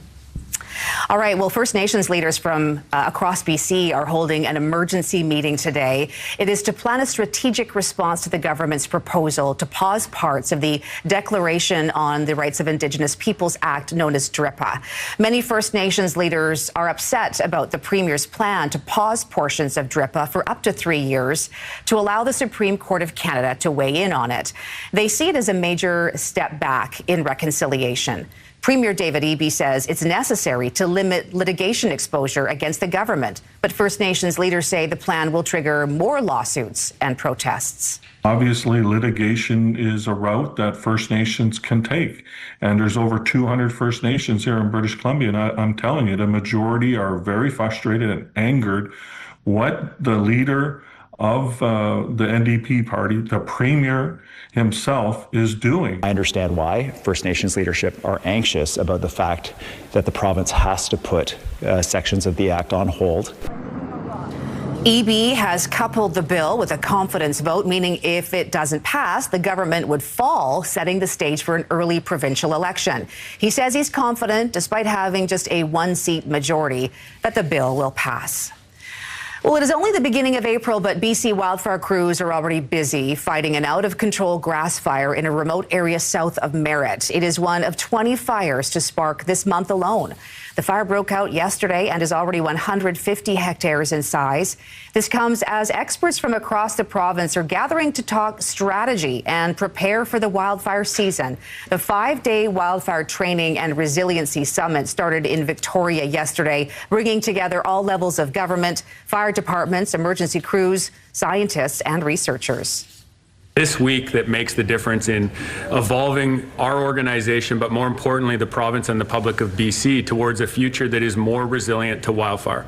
We must learn to live with wildfire, and it's this event where we get to have real, concentrated conversations on what that can look like when it comes to resiliency, when it comes to fuel management, when it comes to working with industry. Officials from the Fire Smart program who are leading the conference say it is shifting its messaging from awareness to empowering action as more people become familiar with the risks of wildfires. The season's official fire outlook is expected to be released next week. Well, to the latest now on the war in Iran, where a fragile ceasefire appears to be coming undone. Iran says shipping through the crucial Strait of Hormuz has stopped, with Tehran accusing Israel of violating the ceasefire due to strikes on Lebanon. Our Scott Hurst is following this. He joins us now live with the very latest this morning. Good morning, Scott. What can you tell us about what's happening in the Middle East this morning? Good morning, Carrie. The tentative ceasefire is on shaky ground this morning. This as the U.S. and Iran are still planning and preparing for talks in Pakistan this weekend as that country has emerged as a potential key mediator. Now, in terms of the apparent violations of the two-week ceasefire, Israeli airstrikes in Lebanon have intensified, targeting Hezbollah, causing the deadliest day since the war began. So Iran continues its stranglehold on the Strait of Hormuz as shipping remains stalled, and that really has been the one point that has caused so much concern around the world, particularly impacting energy prices and the global economy. So there are some pressing questions and a whole lot of uncertainty over whether negotiators can ultimately find common ground, all while U.S. President Donald Trump has warned that U.S. forces would hit Iran even harder than before if it did not reach, as the U.S. president puts it, a real agreement, as the Vice President, Special Envoy Steve Witkoff, and Jared Kushner are planning to lead the American delegation, Carrie, to Pakistan this weekend for those talks with Iran. So, Scott, how are Canadians feeling about the impact the war is having on oil prices? We certainly see the roller coaster ride at the gas pumps. Carrie, you said it exactly. A roller coaster ride is how it's really felt over the past couple of weeks just to fill up your gas tank. And that's the immediate impact we've been feeling. But there are concerns about the longer impact to the Canadian economy, as a Nanos poll for CTV News asked this question: what impact do you think recent oil price increases will have on the Canadian economy? 9 in 10 believe that the increases will have a negative impact on the Canadian economy, with 42% saying it'll have a negative long-term impact and 46% saying it'll have a negative short-term impact. Now, we already talked about the short-term impact in terms of how much more it's costing us to fill up our gas tanks. There's also fear that higher energy costs, if the Strait of Hormuz remains shut down and it continues to impact the global economy, that the higher energy costs, Carrie, could continue to drive up prices on a whole host of other items that we rely on a day-to-day basis, Carrie. We don't want to see that. Okay, Scott Hurst joining us this morning with the very latest. Thanks, Scott. Thanks, Carrie. Well, Iranian Canadians in Metro Vancouver are following the situation in the Middle East closely, especially those with loved ones still in Iran. It's been uncertainty, and I hope it leads to something peaceful and stay forever. But I truly hope this time something change, and people in Iran deserve to be freedom. Thousands of Iranian Canadians have flooded the streets of Vancouver in recent months, protesting and chanting for regime change. Well, a BC mother is speaking out about changes to a provincial program that helps families afford accommodation while their children receive life-saving care. She says new rules are adding financial stress at an already overwhelming time. Vanessa Turnbull's son Maverick was just 2 years old when he was diagnosed with cancer back in 2024. Since then, the Prince George family has traveled to Vancouver every 3 months for treatment, relying on the BC Family Residence Program to help cover the cost of staying near the Children's Hospital, either at Ronald McDonald House or hotels. But as of April 1st, only families earning under $80,000 a year now qualify for that program. It has also capped the number of covered nights per stay. It definitely impacts my family and others, because you're basically sitting here getting in debt over just trying to survive and watching your child try and survive. Families in the most stressful possible time need the support of the province. Organizations ourselves are able to provide a certain amount of that, but the government is needed to be able to provide that security for those families. CTV News reached out to the health minister, who provided a statement which reads in part, these adjustments are necessary to sustain the delivery of services to as many families as possible. Well, a major streaming platform has opened a new animation studio here in Vancouver. Netflix celebrated the grand opening of Netflix Animation Studios yesterday in the Mount Pleasant area. The company says the new studio is more than 110,000 square feet and employs more than 450 people. Netflix says the next big project the studio is working on is the feature film Steps, a reimagining of the story of Cinderella's sisters, I guess stepsisters, featuring the voices of Ali Wong and Amanda Seyfried. Well, a family was out on their boat near Tofino and they had a once-in-a-lifetime wildlife encounter. Jenna Evans caught the rare moment on camera. You can see a cougar there swimming behind her family's boat as they were setting up crab traps. Evans says the big cat was not bothered by them. It was too busy battling the current. Nothing ever like this before. And I mean, I grew up on the water too, like always going out fishing and prawning, and I've never seen a cougar ever. I've never even really seen a cougar in my life. So I was happy that the time I did see a cougar, I was on a boat and it was nice and safe. Evans posted the video on TikTok, which has racked up nearly 300,000 views. A lot of people are commenting on just how shocking and rare this encounter is. I mean, to see a cougar swimming, I mean, you'd never see a cat swimming, let alone a cougar. So, no, exactly. And he's thinking, I'm not doing that again. Well, I mean, maybe it is something more common. He looks pretty confident out there doing that dog paddle. He did. Got a little, that look in his eyes going, okay, what's going to happen next? But yeah. I mean, he's learning. Yeah, that's right. And that wasn't a simulated computer animation either. But no, that was a real deal. My goodness. That was the real deal. Wild. All right, let's get a look at our weather. And this is the real deal again, too. We've got another nice day coming up. It's already mainly sunny. And 17 is the wind speed right now out of the northwest at YVR. Nothing really to worry about, and it won't get much stronger than that. And we won't see a lot of cloud. Nothing showing up on our weather tracker through today. Tonight, maybe a little bit of that cloud building in, even through tomorrow morning. Some patchy fog, but other than that, it will start to increase in cloud during the afternoon. So that's where you see that slight change in the weather pattern over the next couple of days. But today, enjoy another sunny one, too, and a warm one. Like I said, 16 near the water, but inland, those temperatures climb up to about 21 degrees. It'll stay sunny and clear through this evening with those overnight lows not getting too bad either. We'll have a little more detail with the 5-day forecast. Got that coming up in about 10 minutes. Carrie. All right. Thanks, Mark. Let's take a look at the roads. We have traffic for you this morning. We have a live shot of the Oak Street Bridge to show you in the sunshine. Traffic moving smoothly through there. A lot of volume, however. Watch out for a stall, though, northbound that has the right lane blocked mid-span. Crews are on scene. There is a big backup in the area, but things did seem to be moving not too bad when we showed you that shot there. Also in Richmond, a stall heading north on the Oak Street Bridge has the right lane blocked. We just told you about that. A scam victim is speaking out, hoping to serve as a warning to others. I was baffled because at never at any point did I give my account number and PIN number. Well, still to come, how the woman lost thousands of dollars after speaking to someone that she thought was from her bank. And up next, how AI is creating a new layer of complexity for those struggling with eating disorders. We'll have that after the break.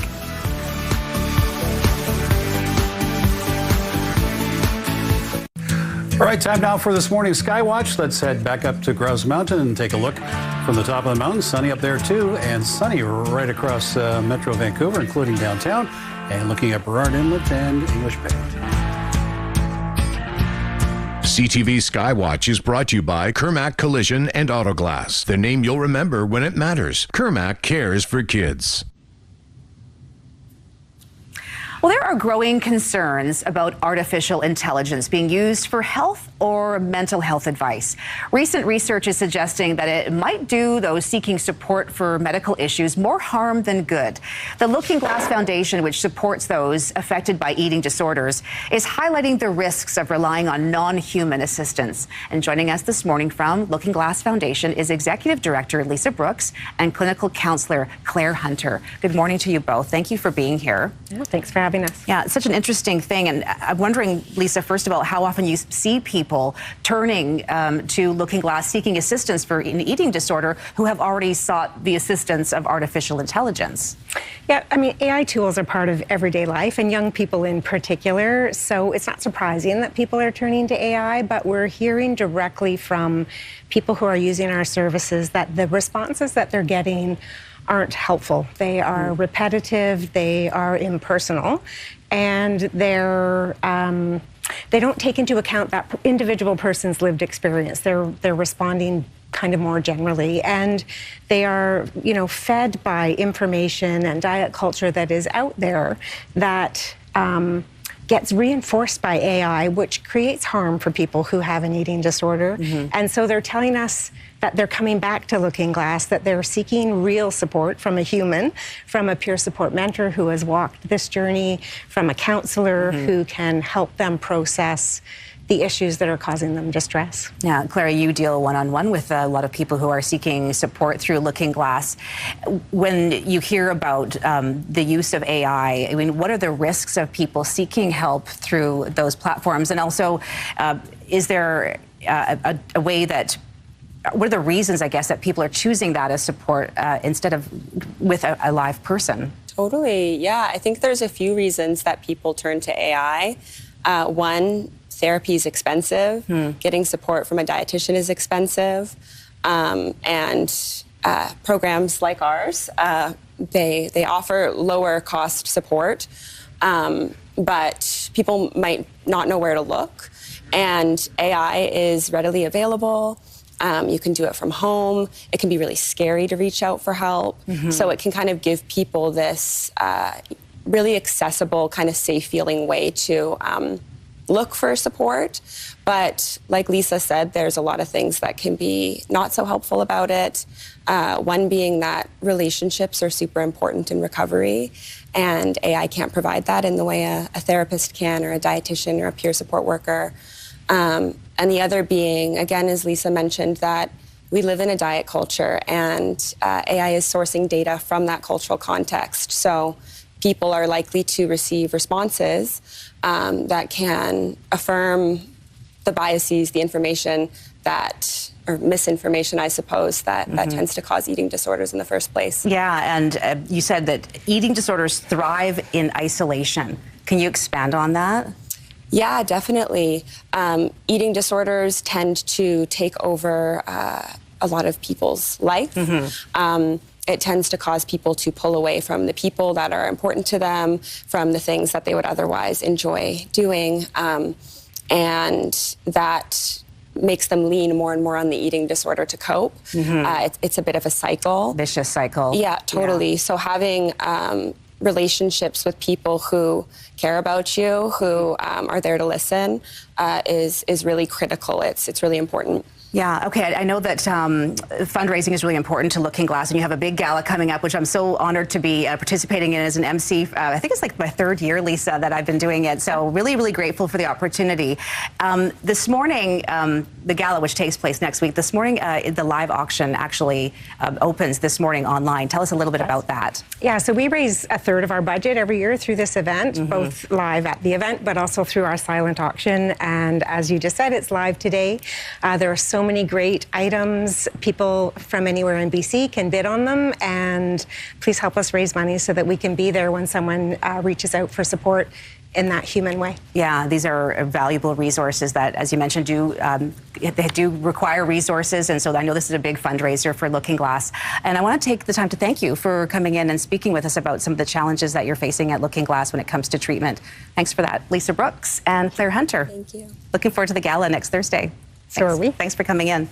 Well, we have more news about artificial intelligence this morning, with one company holding back one of its new AI models. Imagine a world where everyone had a nuclear bazooka, basically.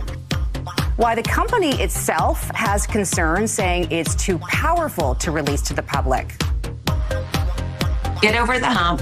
Remind yourself that you do have the courage to do it. And I'm telling you, it'll be well worth it.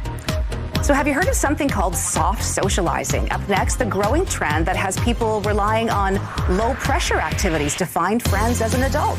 We're back in a moment. It's a week-long joyful wellness journey at Sparkling Hill Resort. You can enjoy a curated series of experiences focused on mindful nourishment, unlimited wellness activities, exclusive access to their Curse Spa, and more. The perfect place for wellness and rejuvenation. Sounds like a dream, but for you, it could be real. For a chance to win, enter online at ctvvancouver.ca or scan the QR code on your screen. 8:24 on another great morning. It's nice and sunny again. It is going to stay sunny on this Thursday. 9 degrees right now, yeah, it's basically wind is picking up a little bit. It's 17 kilometers an hour out of the northwest. Not expected to get too much stronger than that, but it will get warmer too. 16 near the water. That's going to climb up to about 20, 21 inland, and not a cloud to see, at least not until maybe tonight and tomorrow morning. We'll get a little bit of that high cloud, and then the cloud builds in a little bit through the afternoon. There's a subtle change in the weather pattern coming up through just in time for the weekend, right? Port Hardy will be 11 and clearing. It'll be warm down the east side of the island, 17 in Campbell River, Comox, 19 in Nanaimo. Heading to Port Alberni, it gets up to 20, 15 out of Tofino, Ucluelet, and Victoria will be sunny and 16 today. Moving to the mainland, Sunshine Coast is sunny and 16 in Powell River and Sechelt. It's warm up the sea to sky region too, 17 today in Whistler, 19 in Squamish and Metro Vancouver in the valley. We're looking at 16, 17 near the water. Inland, that's going to be up to about 20, 21 degrees, and it will stay sunny until tomorrow. We'll see a little bit more in the way of cloud, but still a nice temperature spread, 16 to 20 inland. Look for a chance of showers on Saturday. Sunday will be a mix of sun and cloud. Monday, looking at a better chance of showers and slightly cooler with highs of about 14. Carrie. All right. Thanks for that, Mark. Okay. Well, now to the trend known as soft socializing. More and more people are relying on low-pressure activities as a way to meet new friends as an adult. ABC's Laura Bergamato has details. Making new friends can be hard, but soft socializing can make it easier. Soft socialization is basically choosing events to go to that have low pressure. A lot of them are activities that we love to go to, but we don't feel the pressure to socialize, especially in the traditional ways. The new trend, taking the pressure off awkward first encounters by pairing meet and greets with activities, from pickleball to mahjong, book clubs, and knitting clubs. I'm very appreciative because while I went for knitting help, I keep going back because I absolutely love everyone in the group. Where Hunter Dyson, Amanda Vaught, and Jean Burke developed their special friendship. It quickly became like one of my favorite groups of people because it was so low key. Like you could show up, there was no pressure. You know, when you're a mom and you work full time, you get really busy. And so it was just a really easy way to meet new people and talk. We have this really strong bond with each other. We all have the same wants of friendship and community and just a place to sit and relax and not think about what's going on in the world. There's even new businesses catering to the trend, like the New York-based Happy Medium, where you can select art-based projects from a menu. If you're interested in soft socializing, Dr. Melanie Mills says the first step is just signing up. So get over the hump, remind yourself that you do have the courage to do it, and I'm telling you, it'll be well worth it. So it's really about joining a club or something, or an activity, and just being around people. Yes. Yeah. I mean, when I first moved to Victoria a few years ago, right out of university, I knew nobody in BC. And I was encouraged to go on that website, like meetups. Right. And you could do like volleyball meetups or like hiking meetups. Obviously, I'm not a hiker, so I didn't do that one. But I will say, like, joining different clubs and activities is how I made friends. Like, I'm in a book club, so I made friends through literature.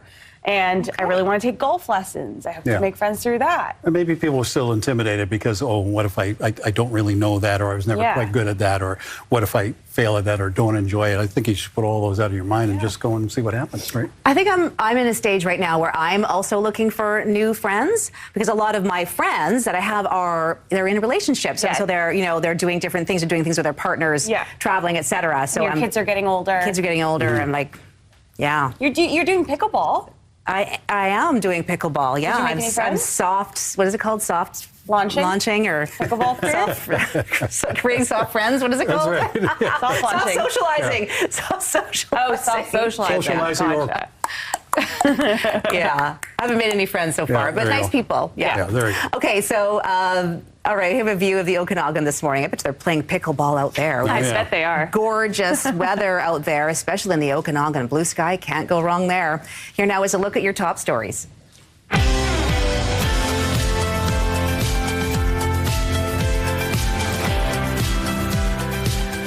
Well, we begin with breaking news out of Squamish as the shell of a Volkswagen Beetle that was suspended on a rock face south of the Squamish Chief, well, it's finally been taken down. Yasmin is in Squamish this morning. She's been there all morning. Yasmin, a short time ago, we saw that helicopter swoop in and lift the vehicle shell off the mountain. I understand you've just spoken to a parks official about how it all went down. What are they telling you? Good morning, Carrie. Well, it's pretty incredible, actually, how quickly this process was and how seamless it was as well. It seems like the car was all ready to go in a net, ready for the helicopter to take it down this morning. Take a listen here to what the BC Parks spokesperson had to say. Yesterday, they spent most of the day pulling the car up off the cliff, so they actually attached wheels to the frame of the vehicle to not damage the rock. They pulled it up and they disassembled it into 4 pieces. They put it into a net and then we slung it out this morning. So the helicopter came, we hooked it up, and then they dropped it here at the Sea to Sky gondola parking lot.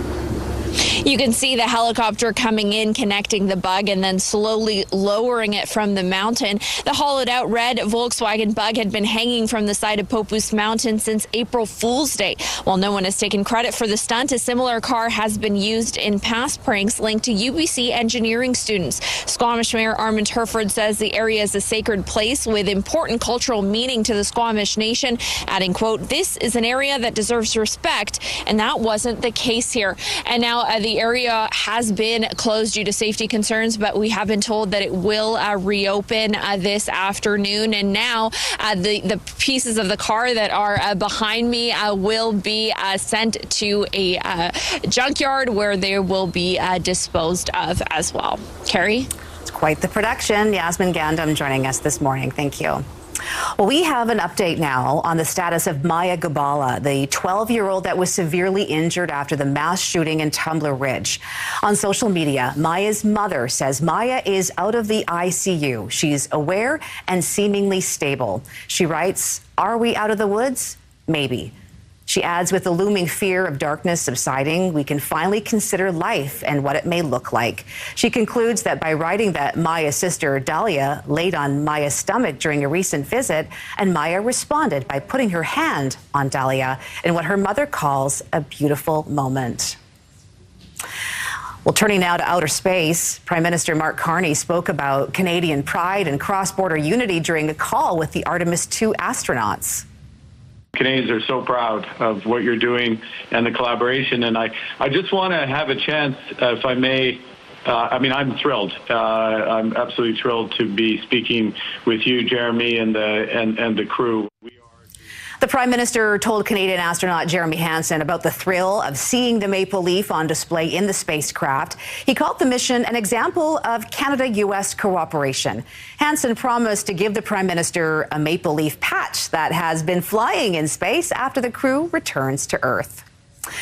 Well, the governing Liberals will gather in Montreal today for a national convention. This comes just one day after Conservative MP Marilyn Gladue crossed the floor to join the Liberal caucus.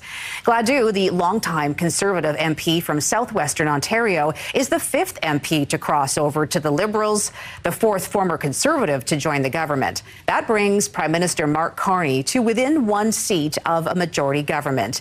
Chris D'Entremont was the first former Conservative to cross.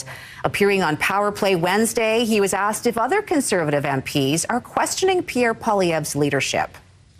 I look across at my colleagues that don't look very happy sometimes, whether it's what they're saying, what they're questioning, what the issues that they're bringing up in the House of Commons, and the quiet conversations that we all have in the back alleys or the back lobbies as we talk about different issues that are being brought forward. There's still a number of unhappy people there. Whether they'll take the ultimate move and cross the floor, that's another question.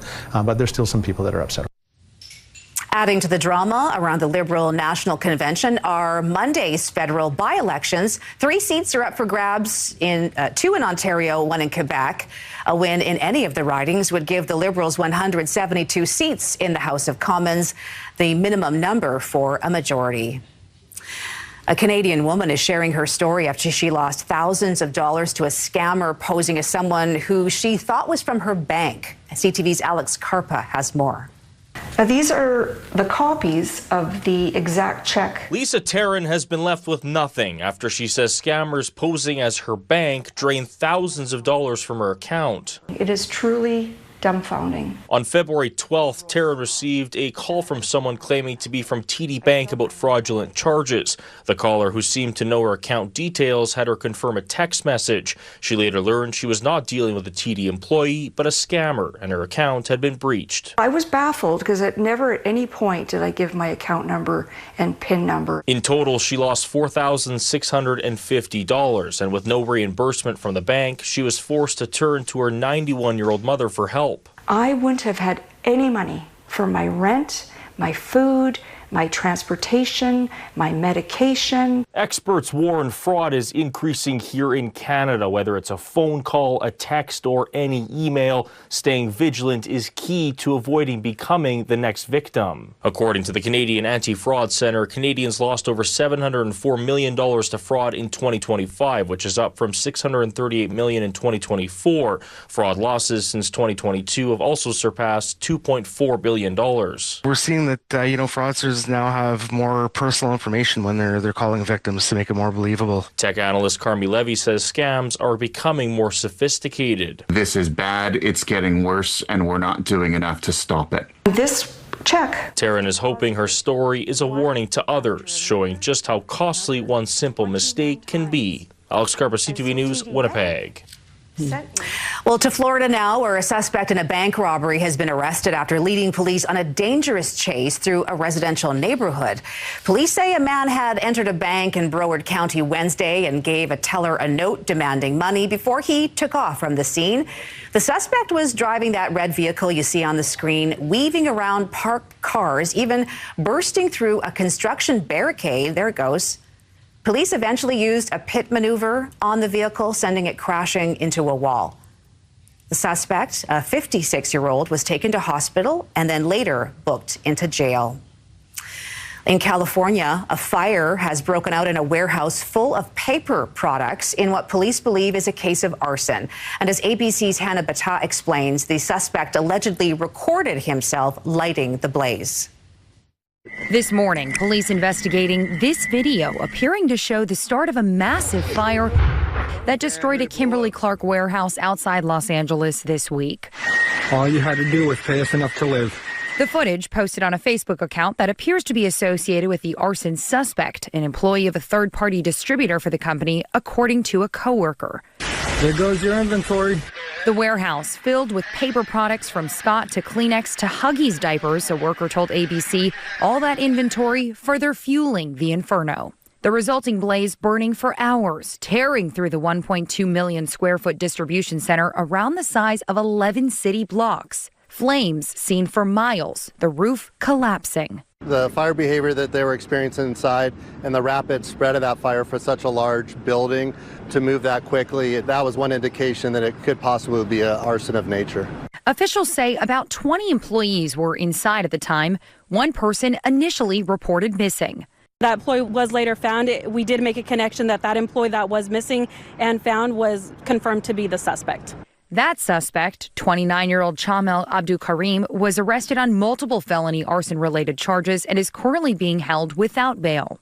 Fortunately, firefighters were able to contain the blaze to the building and no injuries were reported.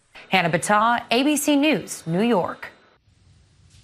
Well, it's a full house with a whole lot of meaning. This is my little tiny, very, very crowded home.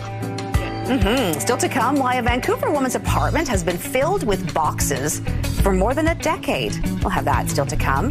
But first, if you're craving a taste of Hong Kong, this pop-up in Richmond may be what you're looking for. We'll tell you about an experience supporting a good cause when we come back.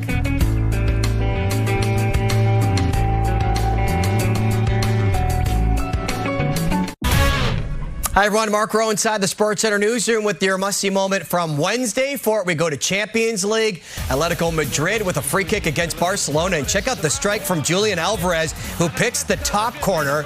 A gorgeous goal from Alvarez. He now has 9 goals in 12 Champions League matches. Just gets it past the outstretched keeper. An absolute beauty, and that is your must-see moment from Wednesday. Today on TSN, it's finally arrived. The first round from the Masters. Coverage gets underway at 10 a.m. Eastern, 7 a.m. Pacific across the network and continues all day long. That's all from the Sports Center newsroom. Have a great day.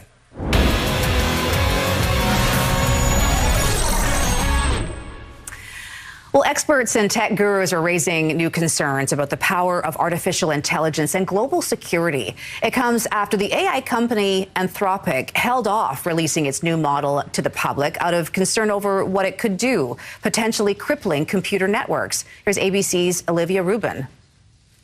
This morning, artificial intelligence experts sounding the alarm after AI giant Anthropic revealed a new model it says is too powerful to release to the public. Imagine a world where everyone had a nuclear bazooka, basically.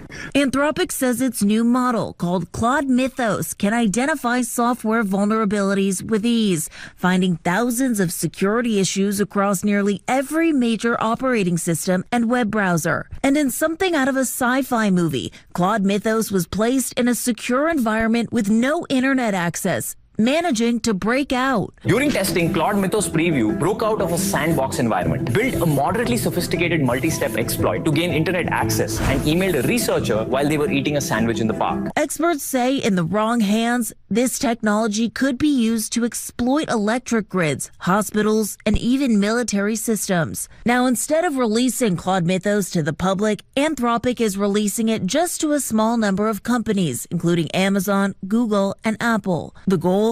To allow tech companies to patch holes in their cybersecurity before they're exploited. Anthropic saying this will eventually help the U.S. defend against foreign cyber attacks. Some experts say it's time for nations to work together on handling this technology. Both China and America will be hugely vulnerable to criminals within their own societies when they have these tools, much more vulnerable than they're going to be to any threat the other would pose. Olivia Rubin, ABC News, Washington. Wow, that is interesting, Mark. At the very least, the company recognizes that it's a tool that they need to be careful with. Yeah. Still releasing it, though, I don't know. It's like building a car saying, oh, okay, it's got 3 wheels, but we'll get the 4th one.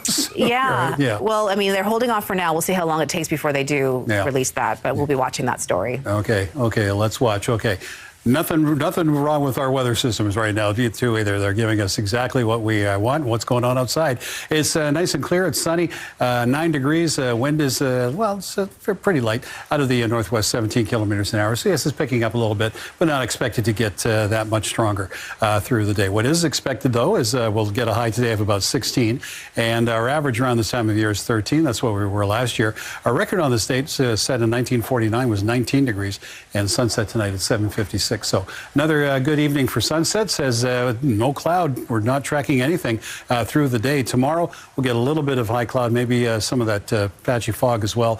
And then as the afternoon goes on, the cloud cover will start to increase as we're going to start to see subtle shift in the weather pattern. But today is looking pretty good. Clearing in Port Hardy, highs of 11.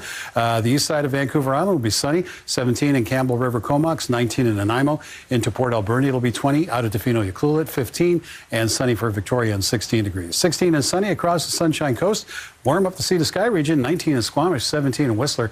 Here for Metro Vancouver, we're looking at 16 to 21 degrees inland and nice and sunny throughout the day. Tomorrow, much the same thing, although it'll cloud up in the afternoon. A chance of showers popping up, though, on Saturday with a mix of sun and cloud coming Sunday. And looks like more showers coming on Monday. Carrie. All right. Thanks, Mark. Well, craving a taste of Hong Kong without taking a flight, a limited-time Popup in Richmond is now offering an experience of Hong Kong street food with a Chinese-Canadian twist. It's also for a good cause. Joining us to share more about it are chefs Will Liu and Sharon Chan. Good morning to you both. Thanks for being here. Good morning. Good morning. Exciting Popup. This is more than just a restaurant. It's about stories and love and family. Tell us a little bit about what has inspired it. Well, it's a collaboration between both of us, but the biggest thing we want to do is really to show love to the community. Yeah. We want to make sure that we're utilizing our culture, our food, but encompassing everyone around us to give back.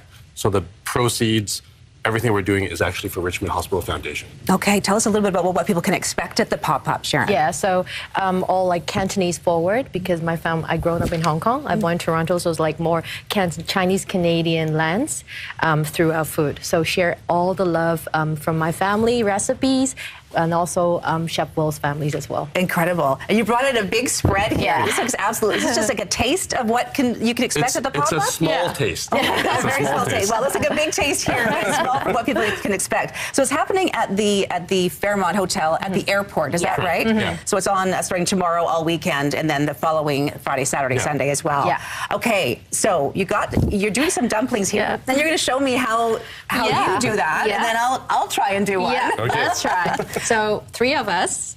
Let's all do it. Okay, Yeah. all of us. Yeah. So what are these papers that you have here? They're not papers. That's eggs wrappers. Okay. So freshly made local supplier. Oh, very, And then very fresh. That is the bamboo stick we usually use for siu mai and also dumpling. Okay. So the little portion of this is ocean-wise dumpling. Yeah, so this is going to be spot prawns, Dungeness crab. So the food we want to do is also showcasing ocean-wise, showcasing local, sustainable. Oh, thank you. Oh, yeah, that's key to have some local element to this as well. People really want that now, don't they? Yeah. And especially for like Chinese cuisine and stuff, it's going to be something that is sort of bringing forward a little bit more culture of and locality, essentially. Amazing. Okay, we all have this. We're ready to go. Yeah. So it's very easy.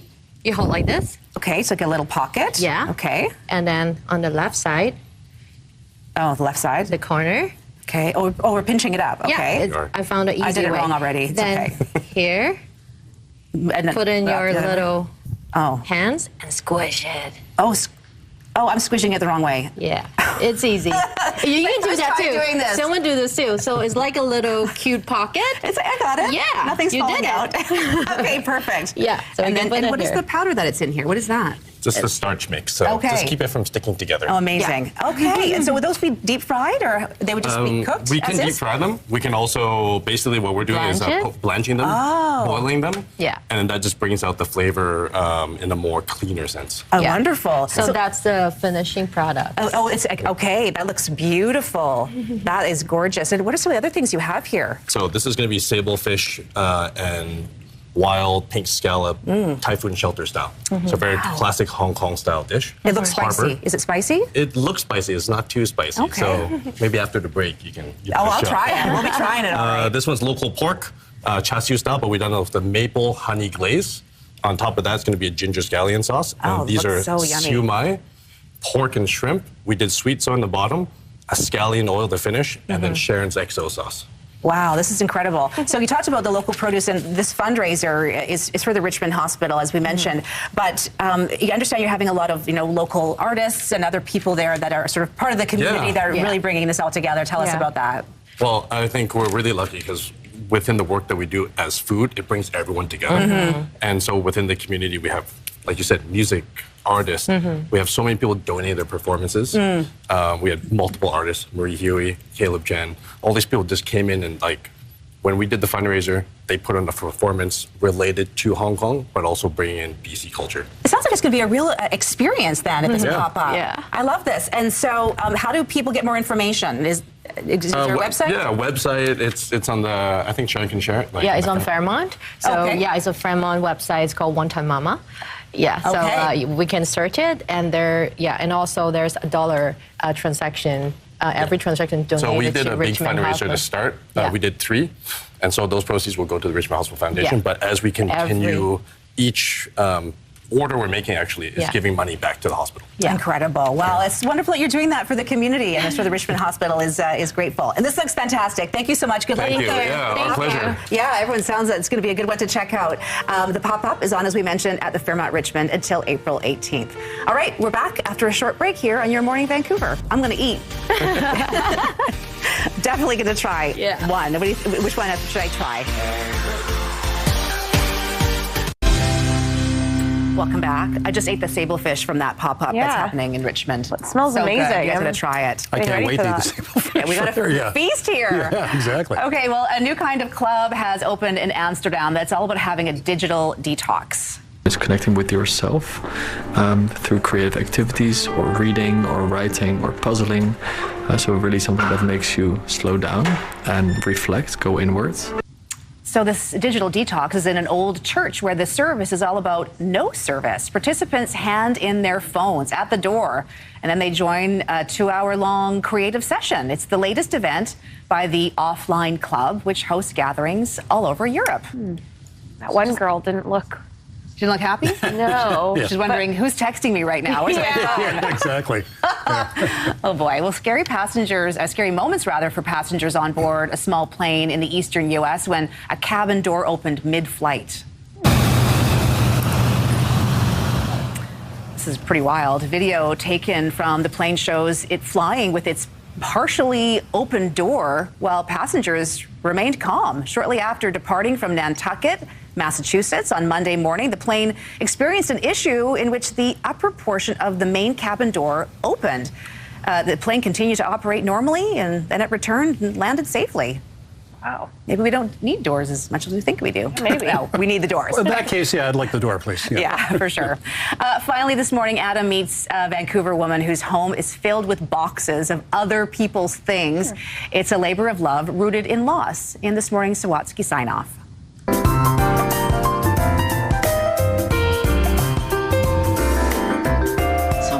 When you arrive at Katie Grant's apartment, This is my little tiny, very, very crowded home. you'll likely be welcomed by walls filled with boxes. I know where everything is. I know what everything is. But to appreciate what's in the boxes, we need to go back to when Katie's mom died, her marriage was ending, and she was diagnosed with cancer, all in the same month. So it was just one disaster after another. And it felt like she had to face it all alone until she met a bunch of volunteers who ensured she didn't.